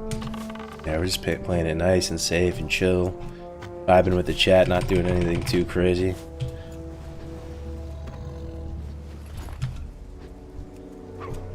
I might jump on my Starfall Priest today. Do it. Ooh, that sounds like a fate worth some death. It's been a long time. Yo, dude, I'm already level 31 on it. Only using Starfall as an ability, right? Yep. The only thing I do is Starfall and punch things, man. The best UI you've ever seen, though. Mm-hmm. No, I deleted Dominoes. It's no longer just a screen full of Starfalls. I know. Tragic. I'm upset with that. I did get the best emote of all time though. Here, I'm gonna link in the chat really quick. Yo, you guys want to see my main character, chat? I feel like I haven't done that at all today. Some people might want an update. We're just on the burner, right? We can just go over the see where we stand. Where'd you like that, get Lesbos? that? LEB made it for me. Literal goat emote. Lord of the Rings music is such hacks, dude. Gray's found a gold mine with that. It's such nice music to vibe to, I swear. Okay, here's our burner. Here's our extra burner. This is the drug phone over here. Okay. Here we go.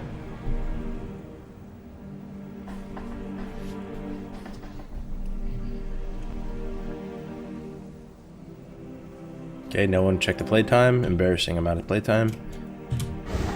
Alright. Let's get out into the courtyard. We'll do a little gear review. Hunters galore.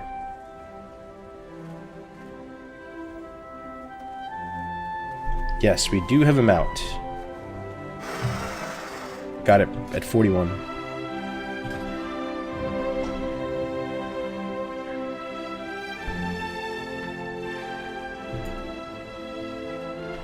Alright, so as you can see, I have a decent chunk arrested already. 37.3, so I have 13% wiggle at the moment. So I could probably do one little small thing extra before being in the danger zone, but I'm just leaving it open just in case the team decides we want to do something. So here we are. My main looking strong for Circuit 3. The whole team decided to go Emerald Raptors. Team no CC. In the trinket slot, we have Goblin Mortar and Mechanical Dragonling. Checking out our rings. We have this incredible ring that I don't know if I've ever really gotten before. 14 stats on a ring is absolutely bananas. This is from the Faldir's Cove questline. You have to complete everything, and then you go talk to like somebody in Undercity, I think. Then you have to come back and then defend the dude from Bunch of Naga invasion. But yeah, like so much stats on that ring. Still using that Baron's ring as well. I mean, there's nothing really with Agi on it out of the rings. You could go for like a Stam Spirit ring or something like that if you want, but this is damage. You know, 3 Agi's not bad. Then we got the Jangdor's handcrafted boots in the boot spot. This is from Feralus doing the Yeti quest there. In the leg slot, we got the good old Trip Runner Dungarees from Nomer. Amazing, amazing item. That's gonna suck that Graze doesn't have that though. Oof. He didn't have it anyway, I don't think. Oh yeah, I should remember that. Not to make you feel better or worse, but...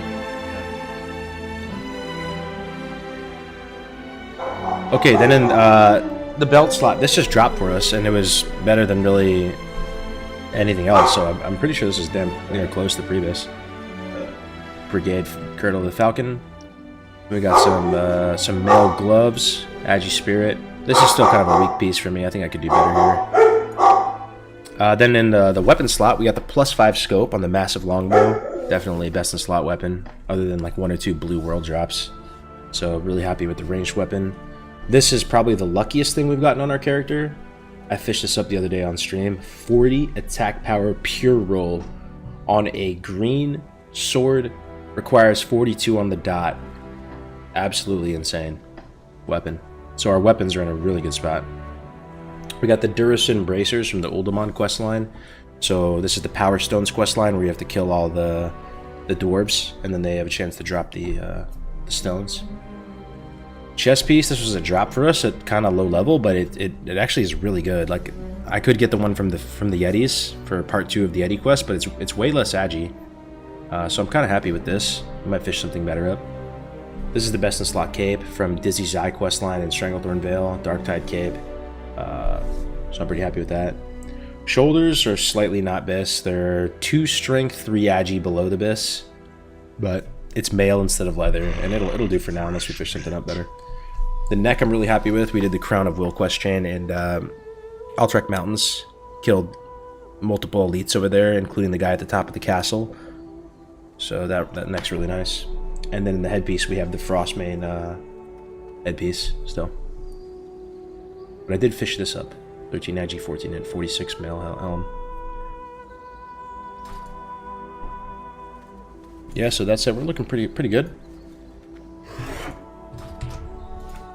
I'm pretty good about it. Oh, the logo's covering, sorry. 40 AP, what the fuck? Oh yeah, sorry, the logo was covering everything.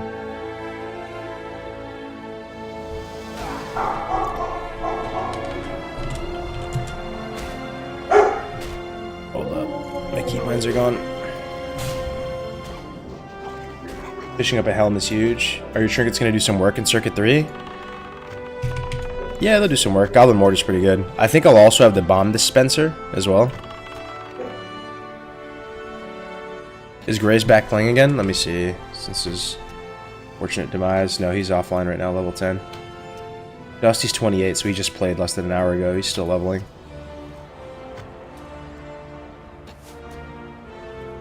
But we just heard that Ellen DeGen just died on Circus, so that's another high-level World Tour death.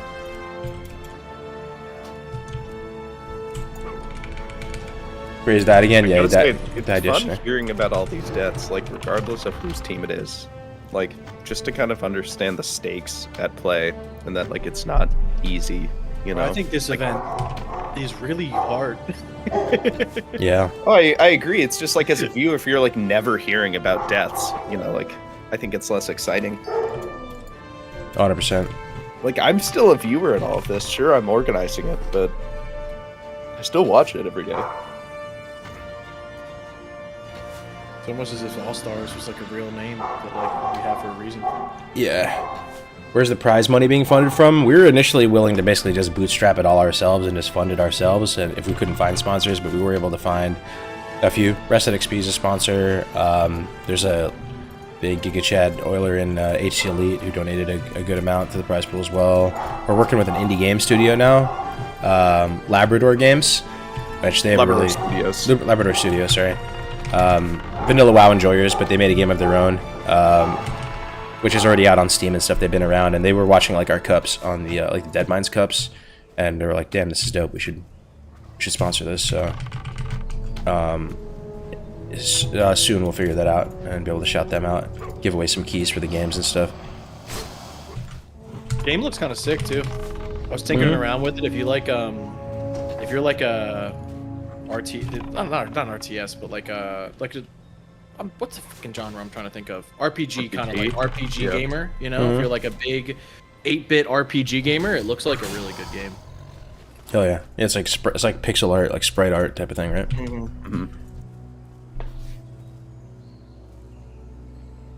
Gray's world record holder for most deaths in All-Stars. It depends if you count the 2 deaths that were from not having an add-on, because those aren't really deaths, but those are like DQs. So without those, he'd be at 4. Which there's probably other people who have died more than that in All-Stars, I would imagine. Table Slam died more than that before Circuit 1. Really? Dude, this is Table Slam's highest character he's ever gotten in hardcore. That's what's up. Can you believe that? That's so cool. Yeah, there's some teams that were saying like when who are like actively on their personal best. Yeah, there's some people posting in the Discord saying that when they do Uldaman, it'll be all of their first time doing hardcore in Uldaman, or like Uldaman hardcore. Dude, Uldaman is a scary dungeon to do if you've never done it before in a hardcore setting. Yeah, for sure. I forget who I was talking to. Somebody was like, "Yeah, I'm kind of like worried about Uldaman. Like, I'm not really familiar with it." I was like, "Look, if I can give you one piece of advice, it's just like, don't run blind around a corner. Like, if you can like use your camera to look around a corner before you go around it, you're gonna be fine. But there are so like countless times when you're in Uldaman where you just run around a corner and immediately pull mobs." Yeah, it's true. That Trog area where they all go berserk at the like towards the end is very scary. There, yeah, for sure. The Stonekeeper boss, where like everything can chain pull if you Well, don't pull. isn't the final boss gonna be pretty high level still compared to us?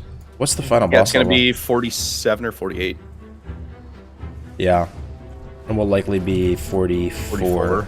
Yeah, it should be alright. But I mean, the tank is able to be crushed, right? And like, yeah. Yeah, level wise, this is the easiest circuit you guys will be facing. But it's like some really interesting dungeons with like some really surprising mechanics that can end up screwing with you. The next one would be really easy if it wasn't, if we didn't also have Sunken Temple in there. Bro, I can't wait for the later dungeons, boys. This shit is gonna be so fun. We're gonna have Dark Runes. We're gonna have Tubers. We're gonna have Ungoro buffs. It's gonna feel like we're basically doing endgame dungeons. But even starting as little as the next circuit, we're gonna have level 50 class quests done, Sunken Temple quests, Devil Sore Eyes, Diamond Flasks. That's gonna be a good time.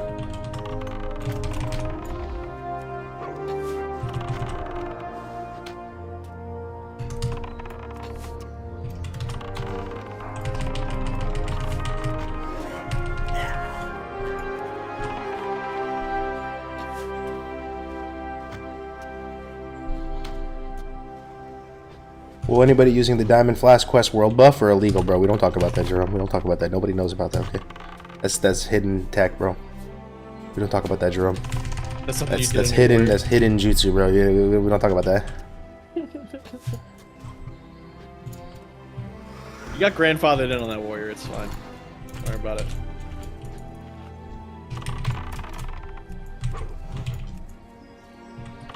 Hey guys, is it bad I still have my faintly glowing skull in my bags? Or should I... No, that's the sign of a true Giga gamer. You're holding on to your machinima skull. Dude, I have skull, I have 10 sticky glues, and I have 5 slumber sands, brother. I'm still pumping. I'm intact. For the last circuit, I made 12 target dummies, and I have 12 target dummies. Huge. I'm gonna be very rarely able to use target dummies in dungeons, though, because it shares cooldown with mana gem. And mana gem's like always better than dummy when the rest of the team has dummies. It's been fun leveling his marks, though, man. I've been enjoying it. Scatter's so good.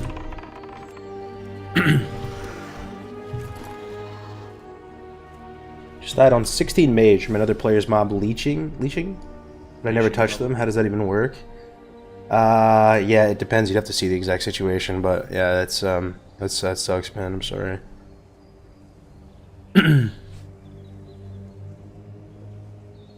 Pretty much to threat transfer, you must have had some threat on the table, I would imagine. Did you buff him at all? Like, even if you buffed him, or like, I don't know, anything. Or if it just like reset and then went to you.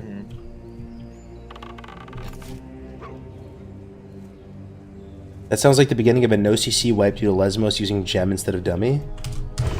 Yeah, probably. I don't know, I can't really see a time where the mana's not better than a dummy.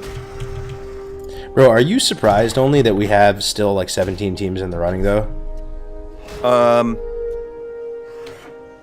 I'm surprised that we had 17 plus teams to begin with.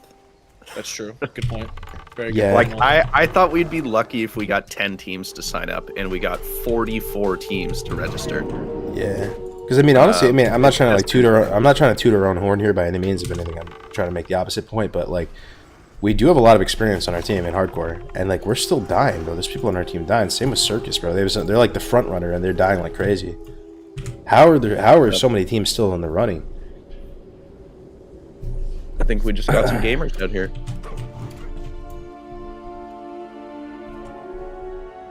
I think it's gonna make for a much more exciting Circuit 4 and Circuit 5. If we had a pretty high death count going into Circuit 2, but it seems like teams have somewhat started to stabilize. I think we've only had 1 or 2 teams bow out between 2 and 3 so far. Granted, we still have 2 more weeks, but a lot of the leveling is getting done in the front end. Yeah. Like, so I feel like in the first like push of your character, you're pretty unlikely to die because you can just change your routing to be really safe. But then eventually you have to do your previous farm, which is where people die a lot, I think. Yeah, completely agree. Yeah, that's gonna be tragic if people die before the grand finale. Those deaths aren't even gonna be funny, bro. That's just gonna be so sad. Oh man. Oh, you guys want to hear? So I was talking about some people, like, or I was in somebody's Twitch chat, I think, and they were talking about like the circuits and specifically asking about Scarlet Monastery quest on Alliance End, like not being allowed. And I was like, yeah, like I very much did not consider that at all when we were designing circuit dungeons. But it got me thinking, like, what if we could like go back in time and rewrite the circuits, what the circuits would look like. I think it would have been kind of cool if we had done like for Circuit 1, VC, WC, and SFK, Circuit 2 done like BFD, RFK, and Nomer. Circuit 3 just done a full clear of SM, like a super short circuit, but you just have to do all of them at like level 36. Like, in a full clear, it's going to start off super easy, but it's going to get giga hard if you're 36, 37 going into Cathedral. Yeah. And then Circuit 4 could be like RFD, Uldaman, ZF, Maradon. And then Circuit 5 just starts with Sunken Temple and goes all the way up through Strat. Not being able to do Bonebiter quests is kind of monk-ass. Yeah, that was kind of feels bad too. Like, that would fix it, doing it how Only's saying. What did we say we're doing about Uldaman with the boss that Horde has to do and Alliance doesn't have to do it? That's the only boss you don't have to do in the dungeon. But then so don't we have to do that boss to get the other boss though? What? No. Doesn't Horde have to do that boss to get to summon the big chick? Oh, yeah, you don't have to do the big lady in the door. Oh, we decided we're not doing the big lady. Okay. Yeah. That's Yeah. smart. I like that. So it's, yeah, it's balanced. and it's gonna be the last like dungeon for many teams. So if teams want to do that boss after they're clear, they can totally do that. But you've got the issue of trading the two components of the scepter, since trading isn't allowed, and it would just be a feels bad if somebody messed up, because they're like under time pressure. And two, Horde has to kill the 3 dwarves to even get the components of the scepter, and Alliance doesn't. So it's like 3 mini bosses that they have to add on to their run. Yeah, for sure. Seems like no organized event on the regular hardcore community. What do you mean, bro? You mean just like a regular leveling cup or something? Because like this is the regular hardcore community. We're all kind of one community. But yeah, like the dungeon draft is coming up. That's the main one that like anybody can play in for sure on the 8th. So mark it down on your calendars if you guys want to play. It's this Saturday. I'll be hosting it. You know, fresh in a bottle. Not 1,000,000% sure on how long we're gonna do the leveling window, because the last one we did on Som. But you're all gonna level up to a target level range, then draft a team and duke it out. That's this weekend.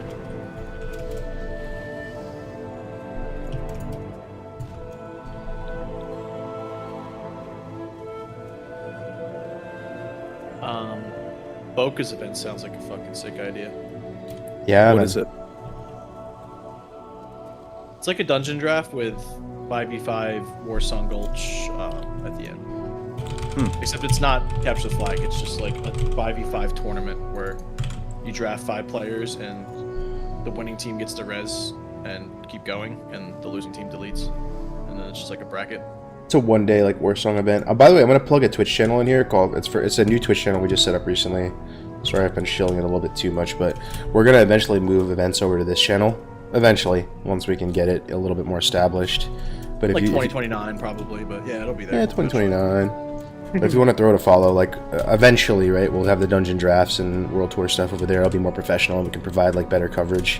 Like in theory, like the best thing possible would be like imagine in a season 2 if we could raise enough like funding or whatever, we could hire some people to just provide like non-stop coverage. They're just always live, talking to the players in the World Tour or just always live, and it's just like one centralized place you could always go to just get coverage of the World Tour. I think it'd be really cool. But you like the events on individual channels, Jerome? Why is that? I'm sure there's a good reason to as well. There's always pros and cons. I'm just curious your thoughts.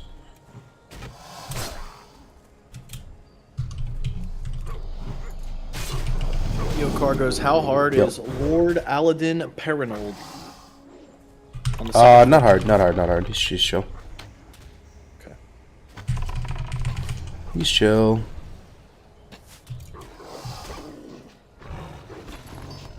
I could see potential to have it on Asmongold's channel. No way, dude. Asmongold hosting a hardcore event?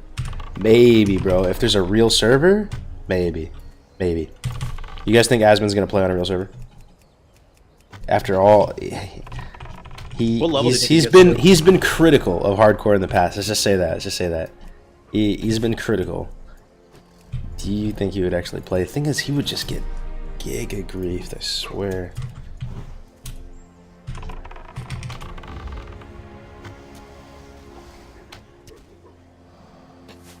He played HC and PoE. Yeah, for some reason I just don't think he likes it in WoW. Asmon hates Classic, kick W.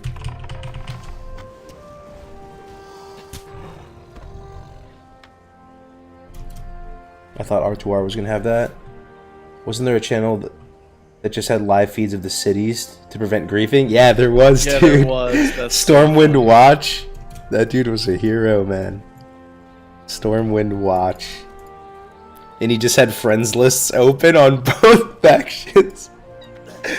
That is the most funny emergent gameplay. He just cropped 2 friends lists on Alliance and Horde so you can see if the griefers were on, so you wouldn't have to have your second account on.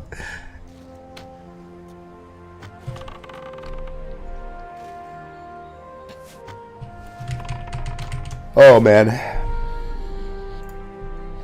But yeah, boys, I'm trying to be a little bit more consistent and try to get a 3-hour stream in as much as possible every day. I'm not a built diff streamer that can just go for like 8 hours casually. But I think that's going to do it for today. We've done 3 hours. Thank you so much for tuning in, checking in, saying hi.